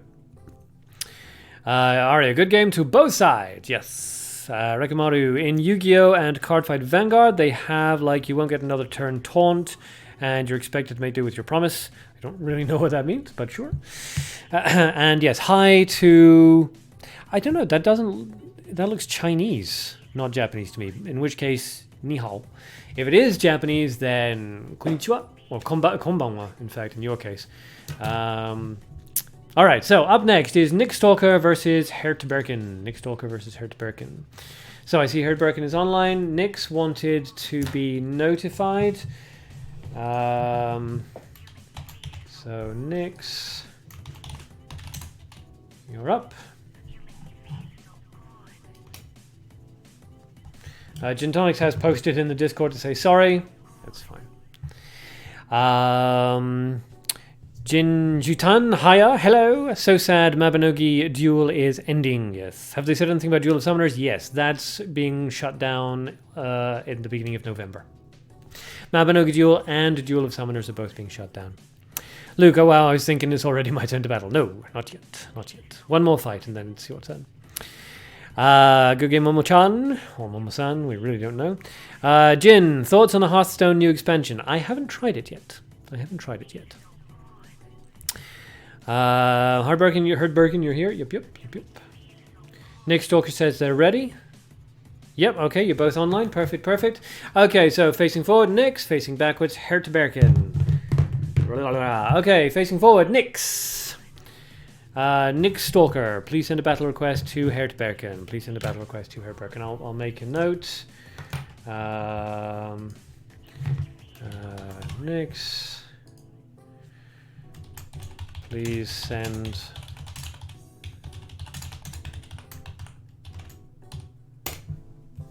okay. Alrighty. What are we doing? I've lost track of the chat. Aria, I want you to ride with me, in brackets, yes, after this duel. Okay, that's creepy, but sure, go with it. Kukul Jin is Chinese. Yes, no, I'm not. I know that Jin Jutan is Chinese, but there was actual Chinese lettering further. Well, there was what I think. Yeah, there it is. Korean. My bad. I don't know how to say hello in Korean. Darcy Sykes, I'm writing an angry letter to DevCat for shutting it down. You go with your bad self. I mean, they won't pay any attention, but yeah, absolutely. Make your voice heard. At least somebody in there might realize, oh, you know, we done bad. But it's Nexon, so... Okay, here we go. Hert Birkin up at the top with no mutants and a Bonobo hero. Nick Stalker down the bottom with the L hero, as all veterans run.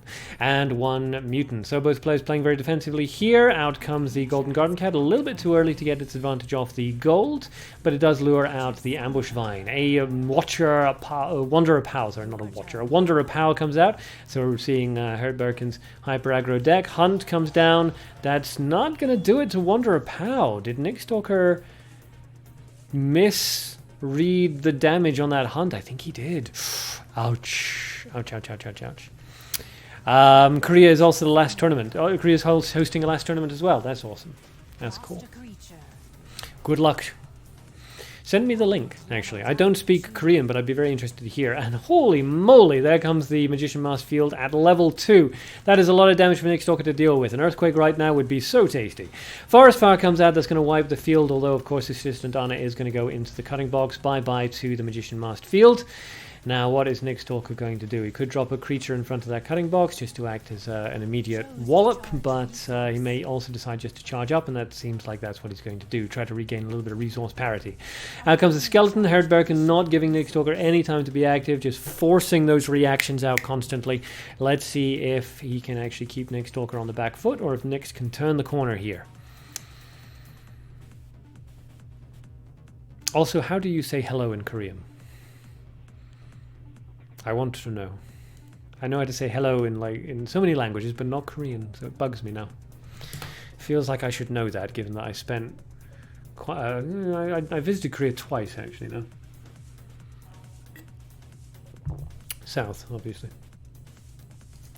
Okay, there we go. All right, there was a long delay lag there, but it seems like we're back.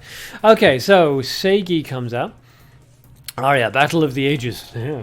Out comes Susanoo. That is going to deal a nice amount of damage. The Anna is going to come out, but it's not going to be able to do anything against the level 2 Susanoo. Hert Birkin's side.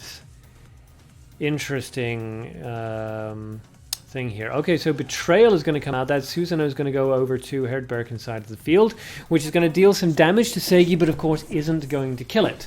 So there goes the Susanoo's ability, taking Seigi down to 10. Let's see how Hert Birkin decides to answer that. Nick Stalker, 8 HP here, so he really needs to block that Susanoo's damage, and ideally the Anna's as well. Goes for the level up. There's still not going to be enough unless he can throw out a block here. And you have to assume that Hert Birkin's got a hunt, so you can't drop something in front of Susanoo. Goes for the Ambush Vine. The Anna goes in front of the Seigi. Oh, ouch. Okay, so that was quite lucky. That Ambush Vine pushing the Anna. There was a 33% chance it would go in front of the Seigi. Oh, out comes the Arrow of Revenge, and that is going to be game. Nick Stalker gets taken down by Hert Birkin's extremely aggro deck. Susanoo lands a finishing blow, much to the joy of a lot of players, I'm sure, who love Susanoo. So excellently played to both players there. Very well played to Nix, and obviously congratulations to Hert Birkin, whose hyper aggro deck continues to wreak havoc. All right, let's see. So we're gonna add Hert Birkin. Where are you on my list? There you are.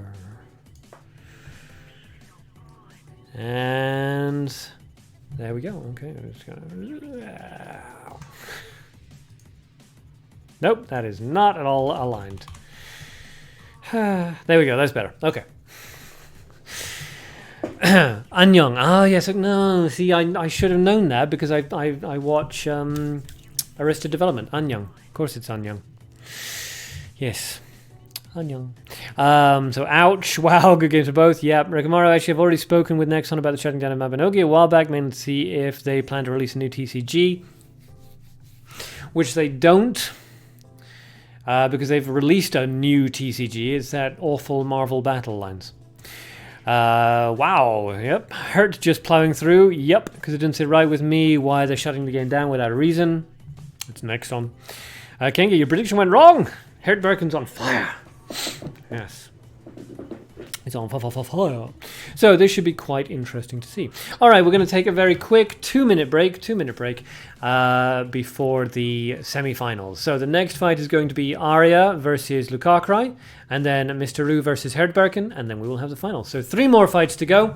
We'll take a 2-minute break to allow players to adjust their decks, switch out the cards with the sideboard cards. Nick's making a sad face on the Discord. I apologize, it's very sad.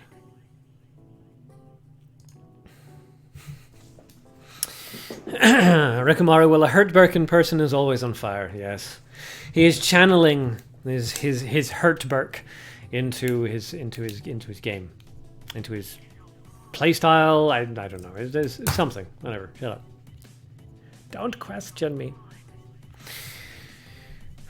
Car make him cry. No. Why do cars make him cry? Alright, okay, I'll be on game to maintain stuff up too. I assume you mean to switch stuff up. Okay.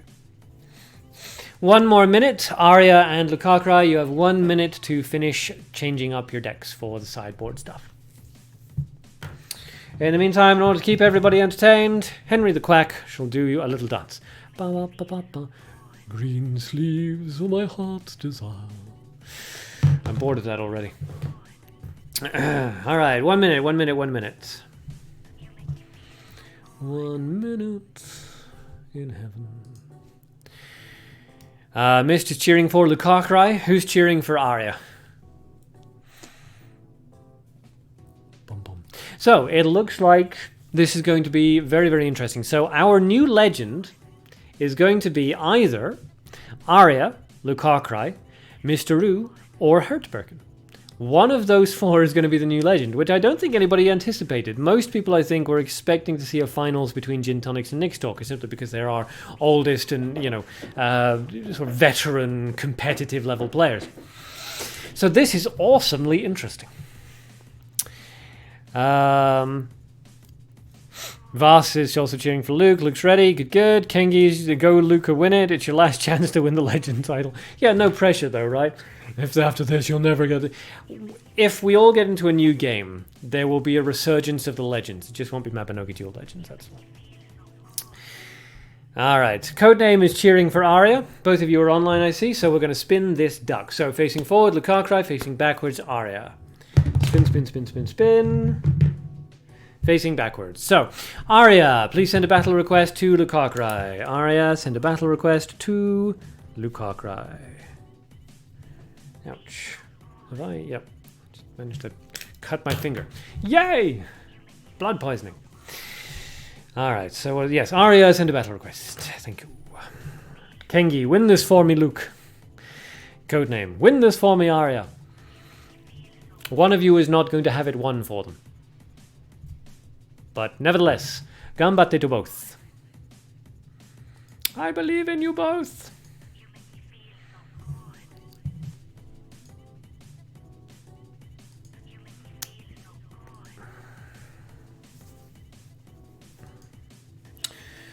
Green sleeves are my heart's desire. Bum bum bum bum bum bum bum. Looks like Aria just went offline. Aria, send a battle request. Rikimaru, Aria, who'd I carry in my dream of being the champion 2/3 of my support. Oh. Codename, go on, my son. Always reminds me of the hideous dubbing on Inazuma 11. Was it Mark, I think? You know, they're all supposed to be like 11. And you do his super kick into goal. And this apparently 11-year-old boy goes, "Bang! Get in there!" Jesus Christ. How much whiskey have you drunk? That's a lot of whiskey. Google, I'm playing in the end every time someone gets come back on. I don't know what that means, but sure. Okay, you guys are live, so I see. We'll spectate from Aria's side, because Aria was the one who sent the battle request. Okay, look up at the top with a neutral hero and no mutants. Aria down the bottom with a neutral hero and 3 mutants. Opens with a light elephant, always a brutal thing to open with. Fireball comes out, a nice counter there by Lucar Cry. Obviously it's not resource efficient, but you'd really need to get that light elephant off the field. Newbie Duelist comes out, charges itself up to a 4/6. Lucar Cry could answer that as well if he wanted to, with a hunt or a surprise attack. Let's see if he has the removals for it. He does. Out comes the surprise attack, down goes the Newbie Duelist. If you can hold off until level 2, and especially level 3, the Newbie Duelists do nothing. They're very bad plays at level 3 and higher. Not great at level 2. So, Lucar Cry can level up here, or you can continue to answer. He chooses to level up, which I think is smart. If you had like a Goblin Bomb Squad, then you possibly wanted to do the answer before leveling up, but if you don't, then there's no point in just continually trading creatures for removal spells. Lucar Cry takes the advantage on the second turn, in getting to the second level, rather. So let's see if he can make the most of it here by dropping a nice little counter to the Forest Keeper Imp, or dropping some aggressive plays to outrace his opponent. Miss, short horror story. Old picture of me, me. Future picture of you. Out comes Hunter Piole. That is going to be a nice clean removal there on the Forest Keeper Imp, and a charge in order to maintain as much resource parity as possible. So, both players running on more or less the same resources, more or less the same HP. Out comes the Lorna. That's an excellent attrition-based card, of course. The longer the game goes on for, the more value you get off the Lorna, because it does not generate grave cost. So let's see what Aria decides to do with this. Generally speaking, with a Lorna, you want to answer it with a creature rather than a removal spell, because your opponent, removing it with a removal spell obviously gives your opponent an advantage. Command Hunting, though, comes out, so obviously Luke had no immediate creature-based answer to the Lorna. Both players have, 3 and 4 cards now in each other's graves, so that's going to hurt quite a bunch when they revive. Level 3. Out comes a Lorna of Lucar Cry's own. Interesting. Both players playing a long-term attrition game here. So let's see what Aria decides to do with that. Out comes a Mana Vampire +1. Very nice answer there to Lorna. If Lucar Cry has a hunt, he chooses not... No, if Lucar Cry has a hunt, like a normal hunt, he can use that here on the vampire to good effect. But other than that, he may need to revive to remove that vampire. He goes for the revive. Let's see what he goes for. Kukul, yep, okay, so that, yep. Rikimaru, I know that elephant gave me stress, yes. Google, In the End by Linkin Park, yes. In the end, it doesn't even matter. Out comes the Piole. That's going to take care of the Lorna. Good answer there by Aria, because of course, whilst the Lorna generates no grave cost, the Piole is basically a free removal. All it costs is 1 action, which, you know, you could say that that is the equivalency to 1 resource, but in Mabinogi Duel, it's not really a 1-for-1 ratio, because it does depend on what your opponent does with that action. Out comes the Lorna once again. Lucar Cry just being very aggressive here with the revivals. No reason not to be, given that he has a resource advantage of 8. So he's going to drop that Lorna again, force another response from his opponent. If Aria does... Okay, going to discard into the grave. So that's 6 cards in the grave now. Out comes the Taylor Miss Shelley. Needed that card in the grave. I see. So that Lorna now basically works for Lucar Cry, the jumbled zombie. And the Taylor Miss Shelley between them, going to be doing 16 damage if Lucar Cry can't answer that. So a Holy Missile into the jumbled zombie would be very nice. But ideally, of course, you want to do some sort of removal. Short of a Susanoo, which we have been seeing a lot. I don't really see any removal here working. Paralyzer Lurin comes out, though. That's very interesting. So that's going to kill Taylor. Miss Shelley and with the Holy Missile going to wipe that out. So, an expensive play there by Lucar Cry, but he does get a nice creature out onto the field that forces a removal from Aria, unless he wants to start taking 6 damage. 7 cards in the grave had to be revived at that point. So out it goes. A level 3 newbie duelist. Never a fun thing to see, but he needed it for the command hunting. So down goes the Paralyzer Illurin. And it is Lucar Cry's turn once again. Both players at basically exactly the same number of resources, just slightly differently placed here. Google, I think I made a Mabinogi Duel clip with that song, fair enough. Tabithia, long time no see. Hello. Every time your show comes on, I'm at work. Aw. Well, at least it makes work more fun, right? No? Okay. Codename, PLA equals MVP. PLA is always an MVP in tournaments. Yes, PLA is an excellent, excellent card. Although we have seen some very nice plays here by players who are basically counteracting the PLA by playing just really, really fast creatures, not giving the PLAs any easy sort of, oh, that's a juicy target, you know. Imp comes out, that's going to be in front. Now that's quite interesting, because that's in front of the newbie duelist, but the newbie duelist will of course kill the imp before the imp kills the newbie duelist. Unless Lucar Cry is planning on using a removal spell on the newbie duelist, which would be bold. Nope, out comes the Firebolt, and that's going to be 5 damage coming out into Lucar Cry. So, the newbie duelist remains on the field. Not enough resources here to bring that Lorna back out just yet, so Lucar Cry's got to find some answer in his blue or green. Tabithia, before he was nerfed, that is still a good card, yes. I mean, in as I say, in tournaments, PLA is very much an MVP. He's just a really solid card. His control, his tempo, to a certain extent, you could consider him aggro. Out comes the command hunting, that's going to take care of the newbie duelist. It's an expensive removal on the newbie duelist, but you can't keep taking those 5 damages. Nevertheless, I can't help but feel that maybe just taking that 5 damage, charging up a little bit, seeing if you could find some other answers might have been a better play, but we'll see. Maybe Lucar Cry has a plan. Aria goes for a charge. You may just go for a triple charge here in order to maintain as large a resource gap as possible. Drops the Light Elephant, which is just always a nasty card to have to deal with. It demands removal and... yeah, whilst you can remove it for less than its cost, it does mean that you're spending a removal on a fairly cheap card, and then your removal is generating grave cost, and it just goes on and on and on. Rikimaru, you guys love your spells. They really do. Both players here very much enjoying sort of spells and control and counter-based gameplay. Lucar Cry is falling behind here in terms of resources, which is a bit unfortunate. Now comes out Newbie Duelist again. So generally not a great card, but the Newbie Duelist is proving to be quite effective simply because it's so cheap. Out comes a Holy Missile, that's going to take care of the Newbie Duelist, and Lucar Cry goes for a charge. Just trying to regain as much resource parity as possible. Aria is almost certainly going to go for a double charge into another creature. That does seem to be his pattern at the moment. Let's see if he does. Yep, double charge into a creature. Nice to know I still got it.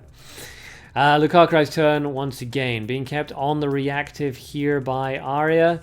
Let's see if he can manage to turn this around. Ideally, of course, what you want to do is you want to play a creature that can counter your opponent's creature and remain on the field. But if Lucar Cry doesn't have Mana Vampire +1 or some good Taylor Miss Shelleys or stuff like that, then he's stuck with using removal spells. And those are going to get more and more and more expensive as time goes on. And he, of course, is having to use actions to revive and so on and so forth that Aria is not. He just needs to do like double charge or single charge revive and then into yep, there he goes again. Now that Newbie Duelist, it looks like it's costing 6 resources at this point, so if Lucar Cry can answer this effectively, then that Newbie Duelist is basically dead now. It's going to be a junk card because you're not going to play it when it costs 7. That'll be bold, put it that way. Kengi, Illurin, come on! Yeah, Illurin would be nice right about now. Going for the command hunting instead. Okay, well, I mean that's a 6 for a 6 at this point, so at least it's an even trade. But yes, at this point an Illurin would be good because you place the Illurin to kill the creature. Your opponent then needs to play... Aria at this point basically needs to play 2 cards at that point. He needs to play a card into the middle, and then he needs to play a command hunting. We assume that that's his best option, because that's what he did last time, and it's not mana efficient. So Lucar Cry knows that the only way that Aria has to answer his Illurin is by a double play, and that can get extraordinarily expensive here. Lorna's going to come out in an aggressive slot. So the Elephant's on a 3-turn clock. The Lorna is on a 2-turn kill clock. So the Lorna will kill Aria before the Elephant kills Luke. The Elephant's on a 5-turn. Yeah, no, I think I said that. The Elephant's on a 5-turn clock. Lorna's on a 2-turn clock. So yeah, 4 turns for the Elephant to kill Lucar Cry. 2 turns for Lorna to kill Aria. If Lucar Cry can answer this Vampire, and I don't really see how he can... Going for... Okay, very interesting. Alright, going for the Ice Spear. That is going to allow Lorna to kill the Vampire, and it looks like Lucar Cry may be trying to turn the corner here. Drops an aggressive Elephant in front of his opponent's Light Elephant. Not going to go for the kill just yet, but if Aria doesn't answer both the... Well, if it doesn't answer either the Lorna or the Elephant, then he's dead. So, the Hunter PLA comes out. There's a nice block onto that Lorna. Aria fell in love with that Elephant, yes. Okay, so the Elephants continue to smack into each other. Now, Lucar Cry can just go for a triple charge here, allow the Elephant to kill the Light Elephant, which may be the best choice. He goes for a revive, both players now down at 11 HP. Goes for a charge into a second charge. No, he's going to go for Lorna again. Very, very aggressive plays here. Let's see if it pays off for him. Both playing side by side, just in case his opponent's running a hunt. You don't want to give them an easy opening there. Out comes the Icy Spear. That's going to nerf the Elephant, kill the Lorna, and out comes, we assume, the PLA. Out comes the PLA. Alright. So, Aria not doing quite as well for resources as he has been, but that is still 0, 5, and 4 compared to Lucar Cry's 3, 3, and 2. Or it's 11, sorry, 0, 11, and 4. So, that PLA is going to be causing just constant heartache for Lucar Cry, unless he can bring out a creature that can reliably withstand it. Okay, Lucar Cry goes for the triple charge. Now that the battlefield is free, he just wants to generate as many resources as possible. His opponent goes for the revive, costing him 4 HP, dropping down to 7. Let's see. Aria goes for the charge. Yeah, I believe he says Icy Spear, Ice Spear. Yeah, whatever. Same difference. Okay, so that is... Yeah, that is at this point 7. That's a 7-cost newbie duelist. So Illurin right about now. Okay, well it's still 7 for 7, I think, isn't it? So, but I really think Lucar Cry should be using his Illurin at this point. Still, he's going for the aggressive play here. Going to try to force just constant. Going to try to put Aria into the reactive position here. Aria drops a defensive Elephant into a command hunting that takes him down to 2/1/1. So this does actually give Lucar Cry mana advantage, even if it is just a sliver of it. A revival costing 5. Kengi, Illurin now. Why is he not using Illurin? I don't know. He may be a bit afraid of the removal, but yeah, I think Illurin really was the best play earlier on. Given, as we say, that we know Aria's only answer to it is to play a creature and then a command hunting. Going for a charge. This is very risky. Now his opponent doesn't have Arrow of Revenge, we assume. It could be one of the mutants, but at this point we assume not. So Lucar Cry is guaranteed to survive this, but after this he can't survive anything else. So if he's going to let this Elephant go through, he's got to have a plan that will shut down the Elephant and put threat on the board on his next turn. So let's see if he does. This is very tense. This is right down to the wire. Out comes Lorna in an aggressive position. Okay, he's going to try to force a response here from Aria. Okay, this is a very, very bold play. If Aria can't effectively block that Lorna, then Aria dies. If Aria can effectively block that Lorna, then Lucar Cry is dead. A discard. Oh, we're going to see the hot fireball. There it is. The fireball goes into Lorna. That's 1 damage, then 1 HP rather left on Lucar Cry's side. Lucar Cry does have mana advantage, but with all of the removal spells that have been used so far, I don't know that he has enough resources here for anything. A discard into green. Another discard into green for an Elephant blocker. Okay, so he's just trying to just trying to buy himself a little bit of time until he can build back up, I assume, to his own firebolt. Aria says, whoop, that was amazing. So he's obviously got, yeah, he's going to discard into light for what is... Wait, what's he discarding into light for? Oh, a light hunt. Yeah, okay, that's pretty nasty.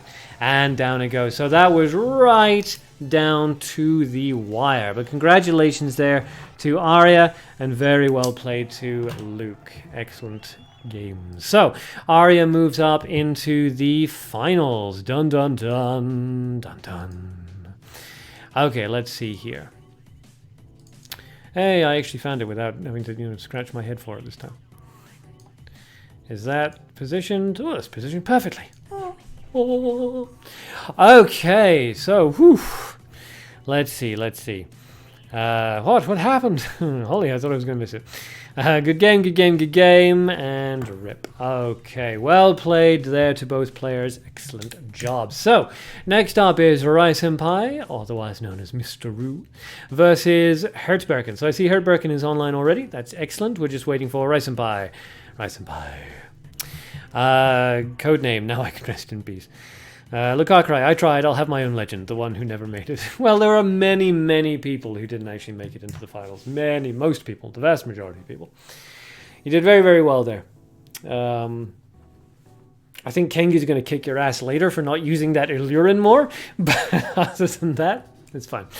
Hert Birkin, why are you asking Momo Biscuit to accept your friend request? You need to fight Mr. Ru. It's Rai Senpai you're fighting. Mr. Ru, not Momo Biscuit.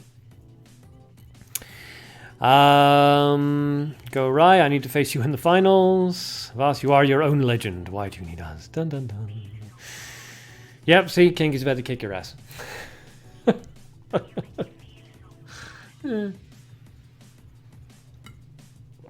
Oh dear.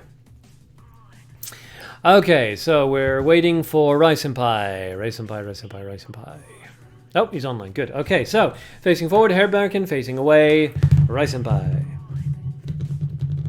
All right, facing away, Rai Senpai. Rai Senpai, please send a battle request to Hert Birkin. So, Mr. Ru versus Hert. There we go. All right. So, Rai Senpai, please send a battle request to Hert Birkin. Okay, so Luke's going to cool down, rewatch his duel later. Good game, says everybody. And I agree, it was a very good game. Very close. Very close. From an outsider's perspective, it feels like Illurin would have won you the match, but we don't know what cards you had in your hand and what your plans were. So, as far as we're concerned, Illurin was the best play, but you may have had a very good reason not for dropping it. Or for not dropping it. My grammar's all over the place. Talking like Yoda, am I?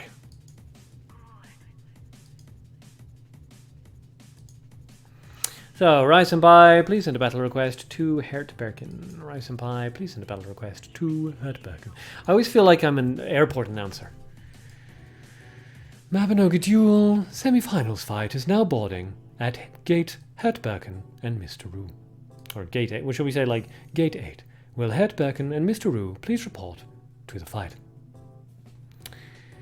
Let's listen to some Sabro's music, it'll calm you down.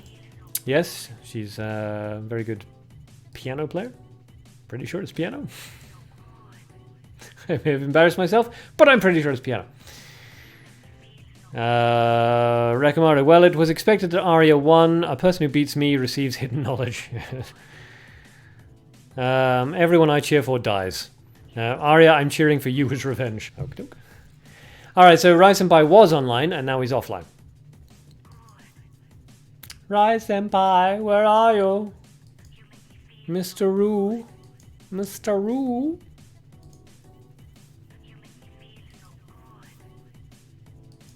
We're waiting for you, Mr. Ru.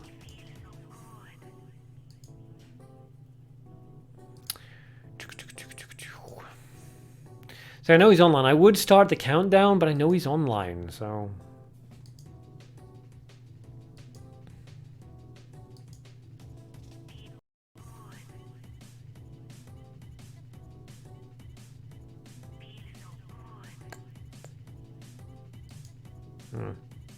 Okay. It lagged on the oh, now Hert Birkin's offline. Why is everybody offline?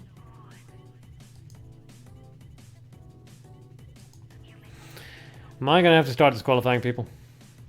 Luke, well, I'm actually only slightly disappointed. Slightly, ever so slightly. Okay, Hert Birkin's back online. Yep, I see you're here. Good, good.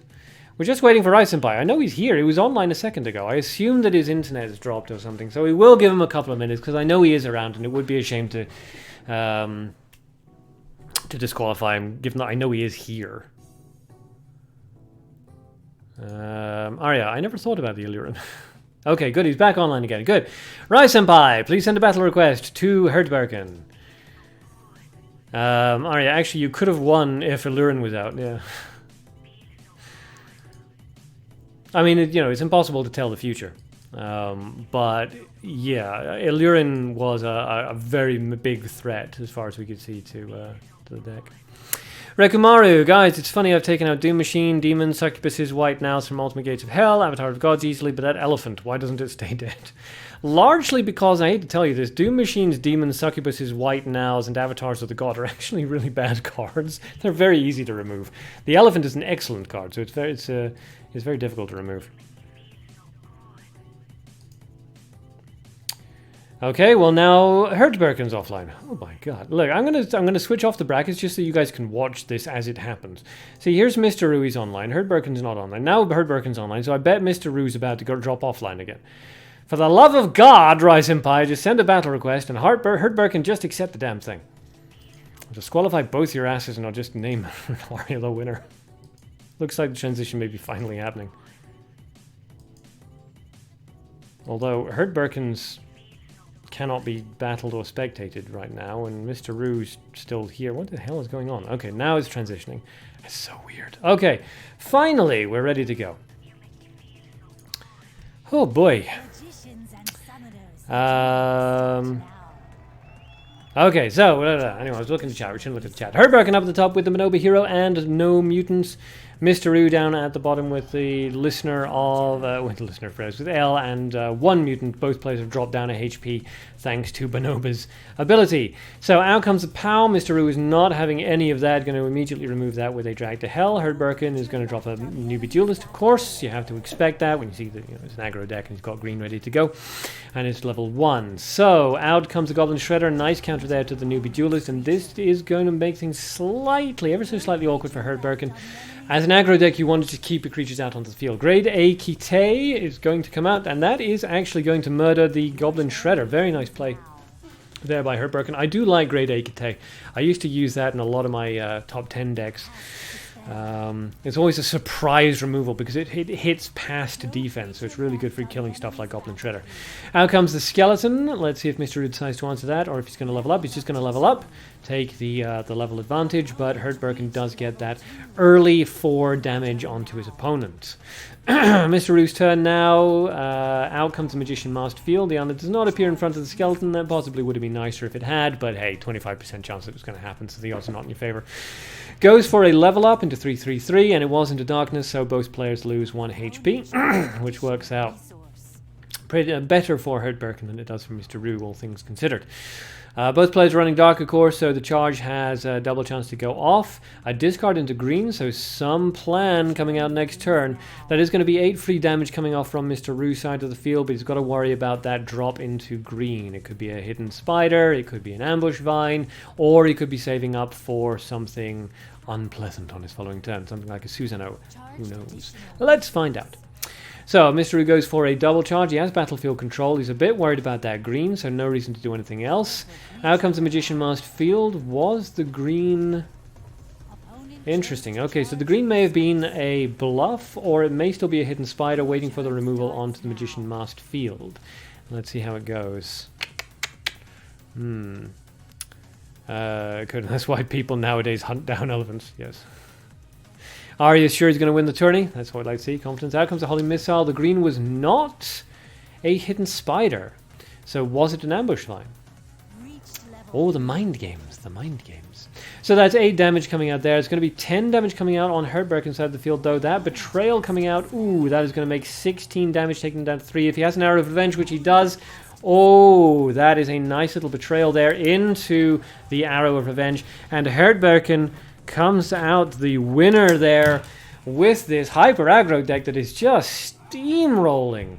Just doing so well. So very well played there to Mr. Rue. Nice early game snags there on the aggro deck. But once again, Hert Birkin's aggro deck just pile driving right through his opponent and seizing the victory. So let's add his name to the finals. Dun dun dun dun dun dun. Don't know what music that was. Oh, grabbed the wrong thing. Oh my god, everyone saw my porn. I have a thing for black holes, so to speak. Okay, alright, so the finals are going to be Aria versus Hert Birkin. Good grief. Who saw this coming? I don't think anyone saw this coming. Awesome. Alright, I will give both players, let's say, 5 minutes to get their deck sorted out, because it's not fair to Hert Birkin to just throw them right into the next fight when Aria's had all this time to change. So, 5 minutes. 5 minutes starting now for both players to shuffle their decks in with their sideboards. Missed. Don't buy Monster Hunter World. Save money for Nintendo Snatch instead. Well, I do like Snatch. Okay. Where are we?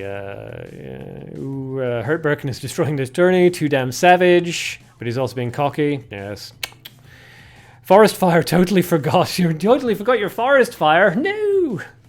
Luke, if only I had been on the other side of the bracket. Well. Aria, what's your in-game name? Yeah, so Aria and Hert Birkin also please remember to add each other as friends. So Aria's in-game name is Aria Ikmal, but it's A-R-Y-A capital I-K-M-A lowercase l. It's a stupid username, and I hope he stops using it. Luke, I had a tech I really wanted to get out. Yeah, didn't get the opportunity, which is a shame. All right, 4 minutes. 4 minutes. 4 minutes. 4 minutes.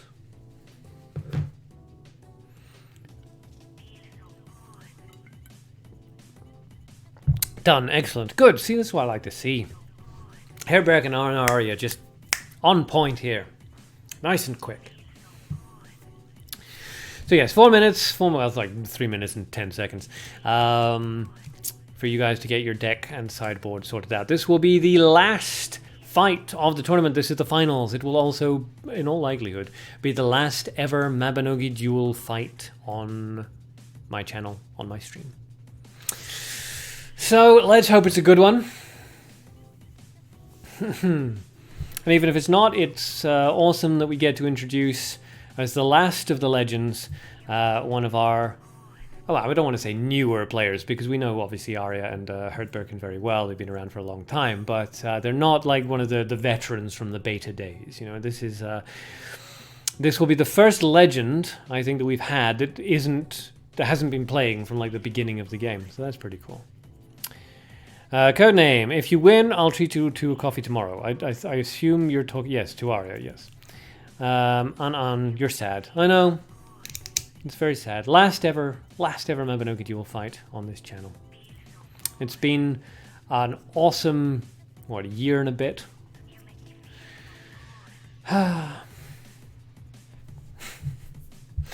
What do we got? 3 minutes. 3 minutes. 3 minutes. You make me feel so good. I feel like I need a K-pop rubber duck. Female K-pop rubber duck, so I can have it here. You make me feel so good. Aria, it's your real name, Argia. Your real name does not have a capital I in the middle and a lowercase l, okay? It doesn't have a capital I. It throws people off and it's annoying. If your name has an I in the middle, just lowercase it. And if your full name is Aria Ikmal, don't have that as your username. Still a lowercase I. It's confusing. Where are we at? 2 minutes. 2 minutes, duelists. 2 minutes for the final Mabinogi Duel fight. Ever. After this, I'm shutting down the servers myself. Even though apparently there's a Korean tournament coming up. But still. Rikimaru, Aria, it took me 9 tries and a magnifying glass in my glasses and meditation to figure out how to spell your username. Yep. Fast. Triggered arc. Honestly, it doesn't take much to trigger me. For some reason on the Discord I have this reputation as being like this extremely lackadaisical, easygoing, relaxed kind of person, but I trigger all the time. Leech, my share deck would have wreaked havoc. It would have. You should have joined in the tournament and run your share deck. That would have been awesome. 1 minute. 1 minute. Aria and Hert Birkin. 1 minute. Neither one of you is online. His name brings terror. His name brings frustration and anxiety as everybody goes, what's your username? I'm typing it in. It's not working. Oh, well, it's a capital I in the middle. Son of a bitch. Which takes like 18 years. Leaf, but the duplicate rule. Oh, yes, true. No duplicates. I think I would have made an exception for a share deck, though. Also, I mean, how many duplicates do you have in it? Because you have a bunch of shares, but they're all different shares, aren't they? Because you could have a beautiful prisoner share, a lady share, a hermit share, fugitive share. So, so there'll be no stream on YouTube from me. I will sometimes stream onto YouTube. But the thing is, I would like to do raffles, I would like to do giveaways, I'd like to do votes, I'd like to... there's some cool little things that you can work in so that, you know, people can play the thing. If I'm playing Magic the Gathering Arena, there's an awesome Stream Decker plugin that I can use that actually will show the cards and stuff that I'm using my deck on screen. But all of that only works on Twitch. I can't do it on Twitch and YouTube at the same time because there's no bot that works on both of them simultaneously and does everything that I want them to do. So if I'm multi-streaming, I can't use bots, which means I can't do raffles, I can't do giveaways, I can't do votes, I can't do polls, I can't do these Stream Decker things, I can't do a lot of fun stuff. So I need to focus on one or the other, and YouTube is just terrible when it comes to making money off it. You know, Twitch has bits, it has with the tiers, obviously, which, you know, same thing.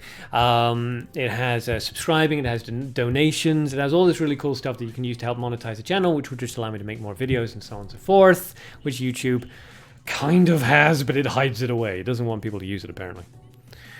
Rikimaru, what would you be uploading on your Twitch? What would I be streaming on my Twitch? It depends what people are interested in. I'm going to be doing Magic the Gathering Arena and Artifact, definitely. I will probably be doing Hunt Showdown. Mist has made a request for 999, so I'll do that, sure. May do the new Spider-Man game. Basically, if you have a suggestion, make it, and I'll probably do it on stream.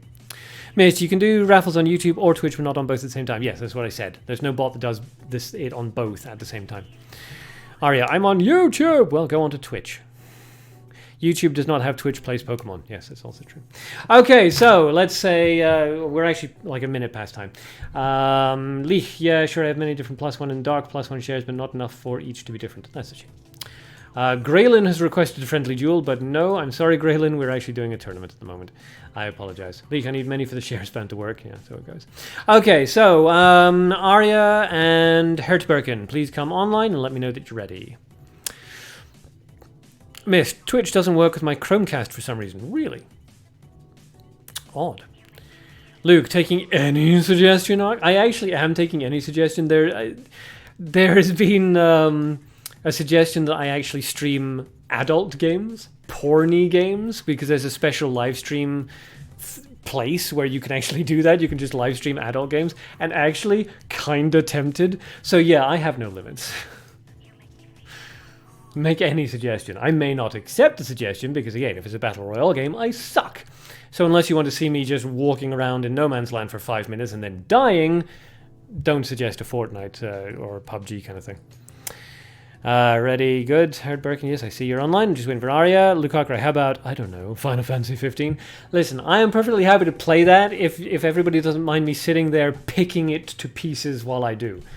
Every time somebody greets me in a casual way or demands my services for one of their services, I just expect like a 5-minute rant of, I am the goddamn prince. What the shit? I will execute all of you. You're going in my list. Codename, show me your duck collection, please. Okay, here we go. Here's my duck collection so far. Okay, so we have Sir Quack. We have Henry the Quack. And we have Samurai Quack. This one's from the British Museum. Luke, adult games would get your interest. Vas, you miss being a chocobo. I know, I miss my Nip Nip chocobo. Luke and Vas equals Nip Nip, yes. Can't get back from dinner. Good. Welcome back. All right, so Aria, we're just waiting for you to come online. Please hurry up. I would hate to have to disqualify you from the finals. Vas, I don't remember my YouTube accounts, yes.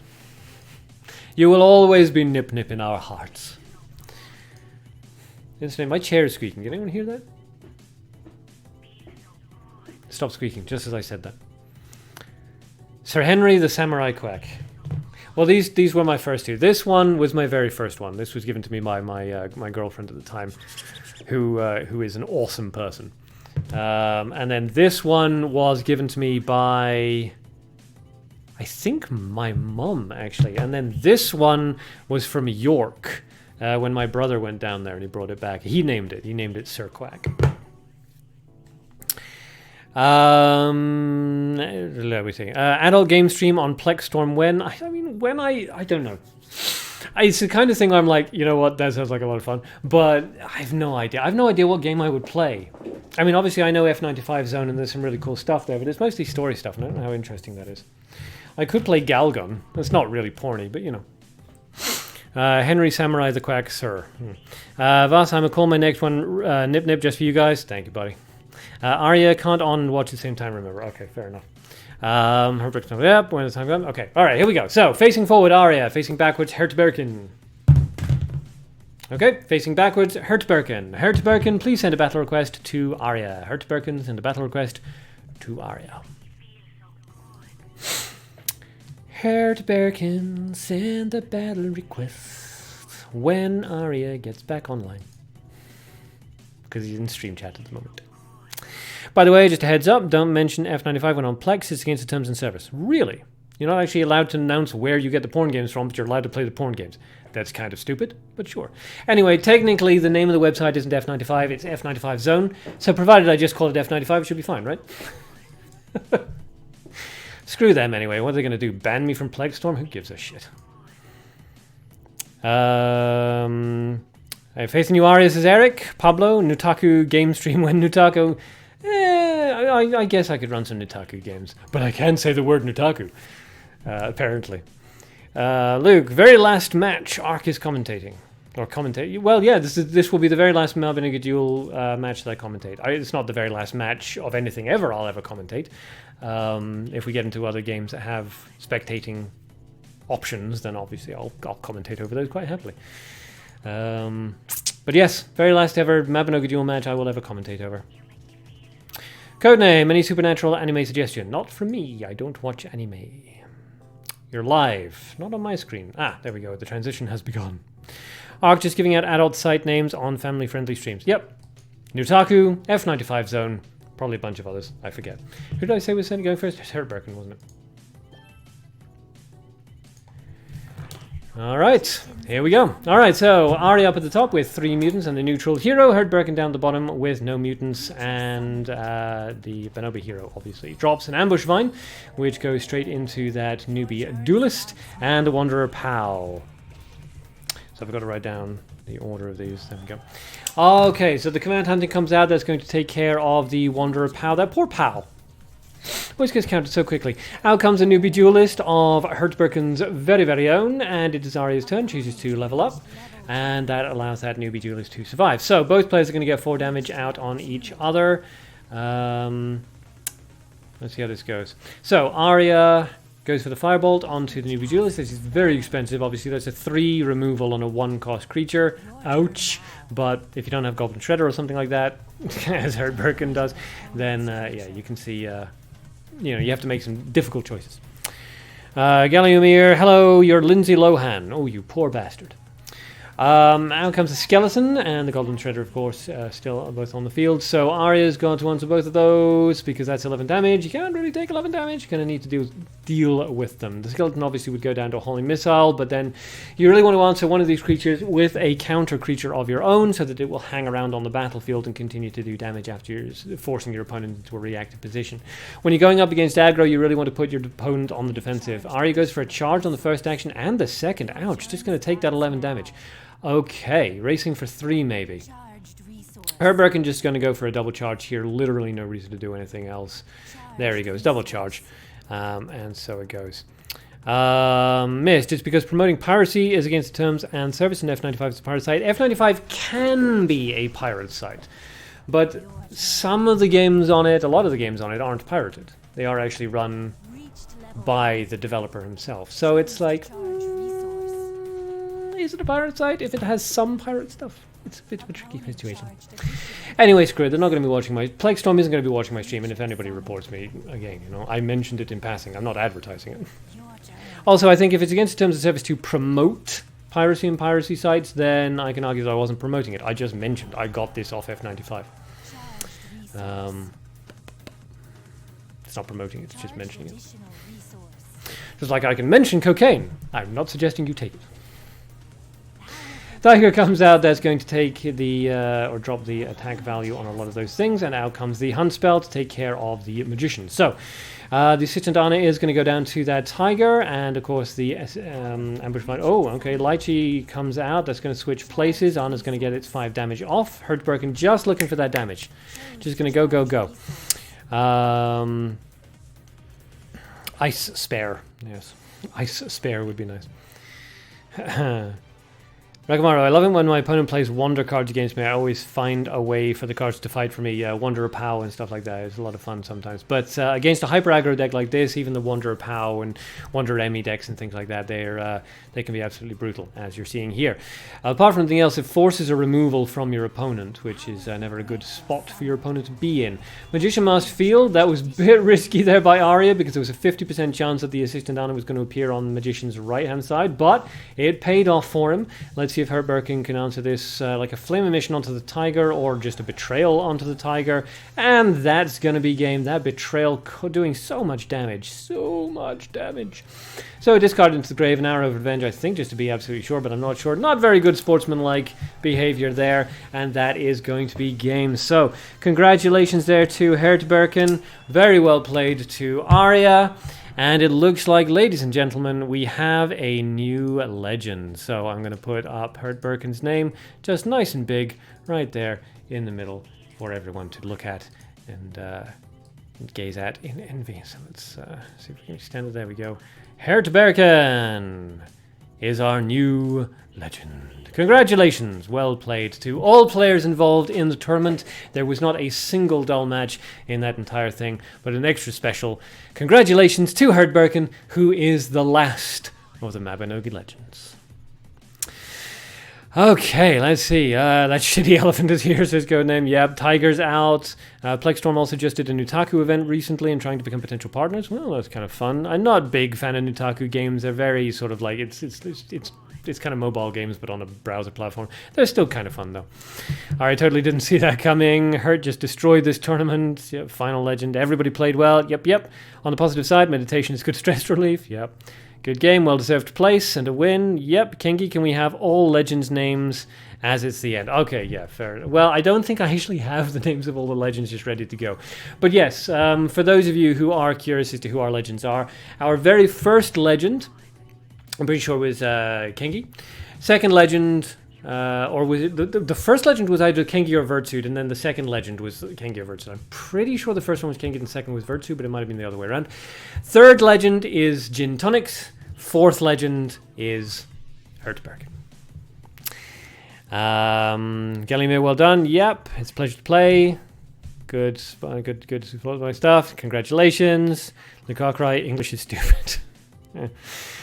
I don't deny it. Congrats. Aria, I bring the tiger. Do you proud, Virtude? Yes. First was Virtude. Okay, so first was Virtude, then it was Kengi, then it was Tonics, and then it was Hert Birkin. Miss, Nutaku is just a publisher, but I think they're starting in-house development now, but I'm not sure. Fair enough. I don't really pay that much attention to it. I'll pay for porn, but it's not huge. Kinky, remember the Tigers. Oh, I remember the Tigers. I remember the Tigers well. I just wasn't sure whether the Tigers were first or second or both. Mist, you could make a game and put it on Nutaku if you wanted to.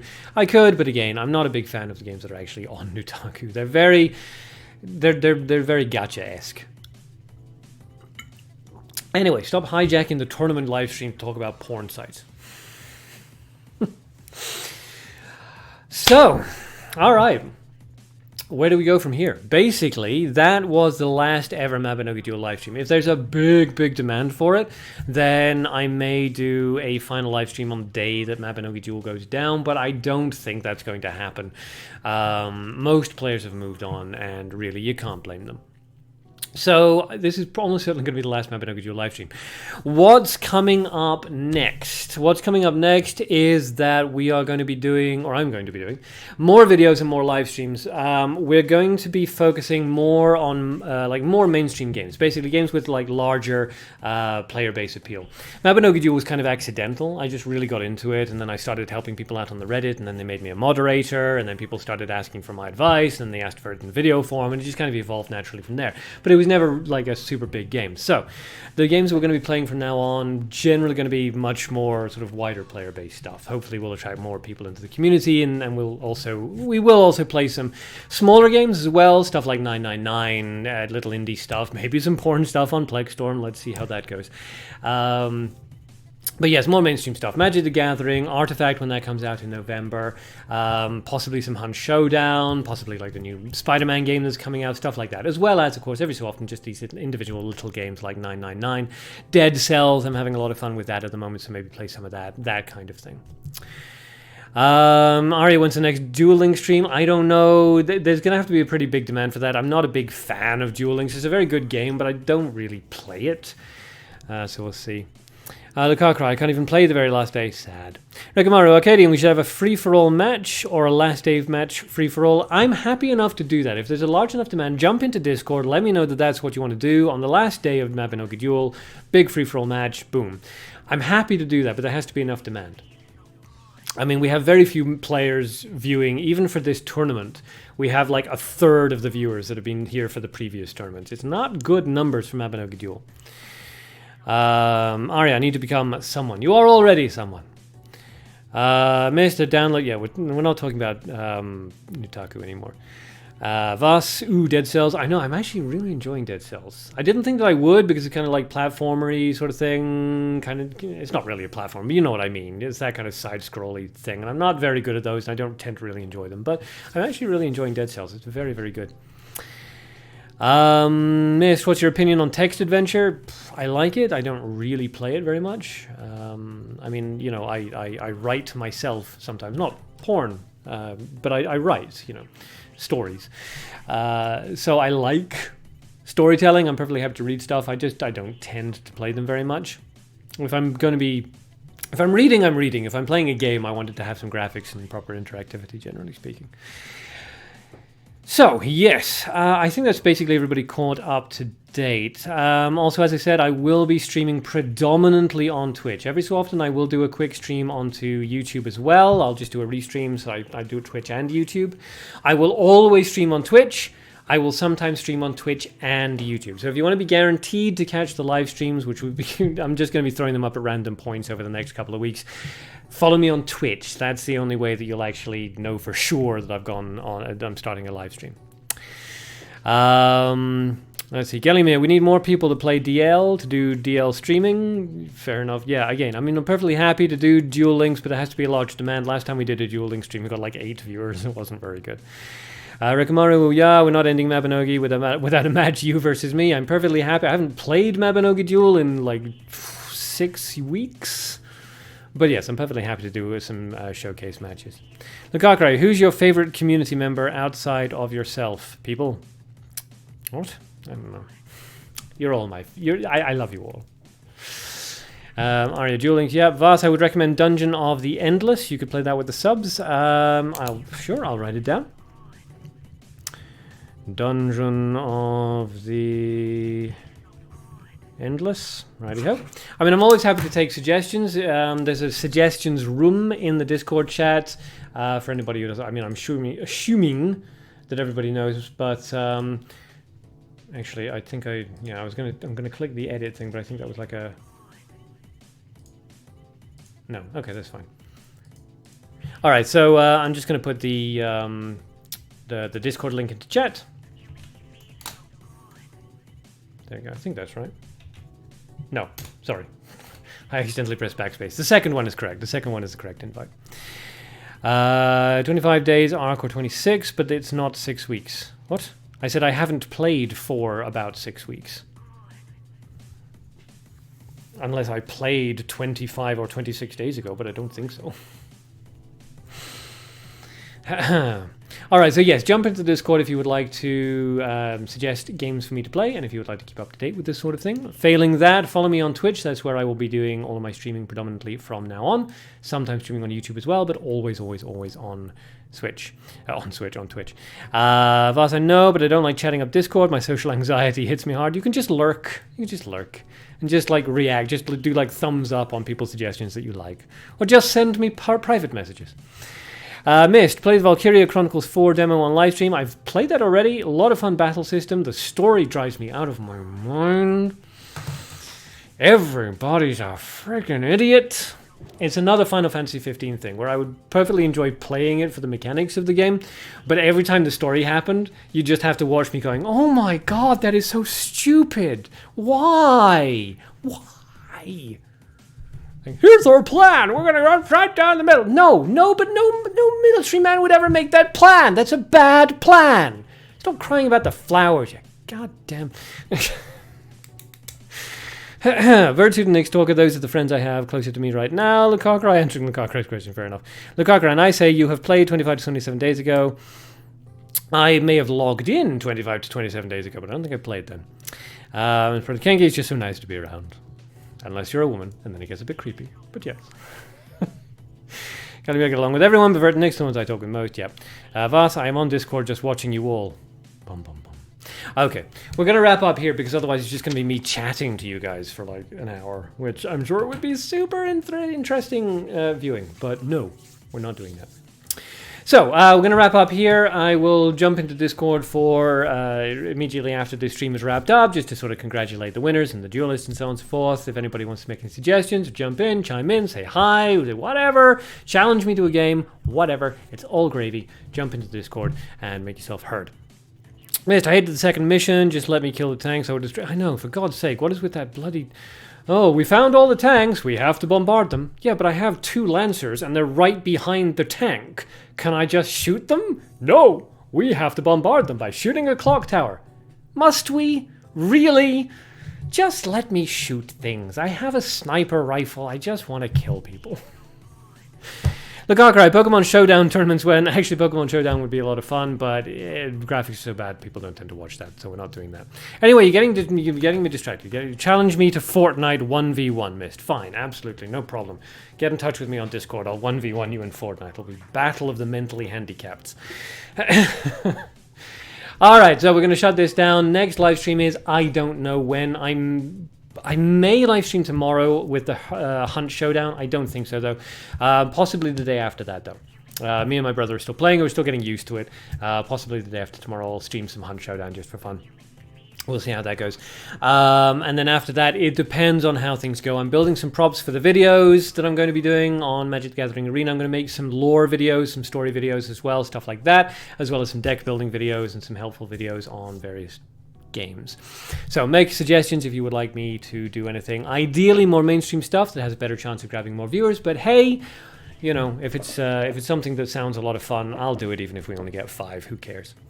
For now though, goodbye from me. I will see you guys on the next live stream. Add me on Twitch if you want to be notified of when that is, or jump into the Discord. I will probably announce it like a couple minutes before I go live on the Discord as well. So congratulations once again to everybody who got involved in the tournament. You all did fantastically well. Very, very proud of each and every one of you, regardless of whether or not you won or lost your matches. And an extra special congratulations, rather, once again to Hert Birkin, the last of the Mabinogi Legends. So it's goodbye from me, goodbye from Samurai Quack, goodbye from Henry the Quack, and goodbye from Sir Quack. I'll see you guys in Discord and on the next live stream. Peace.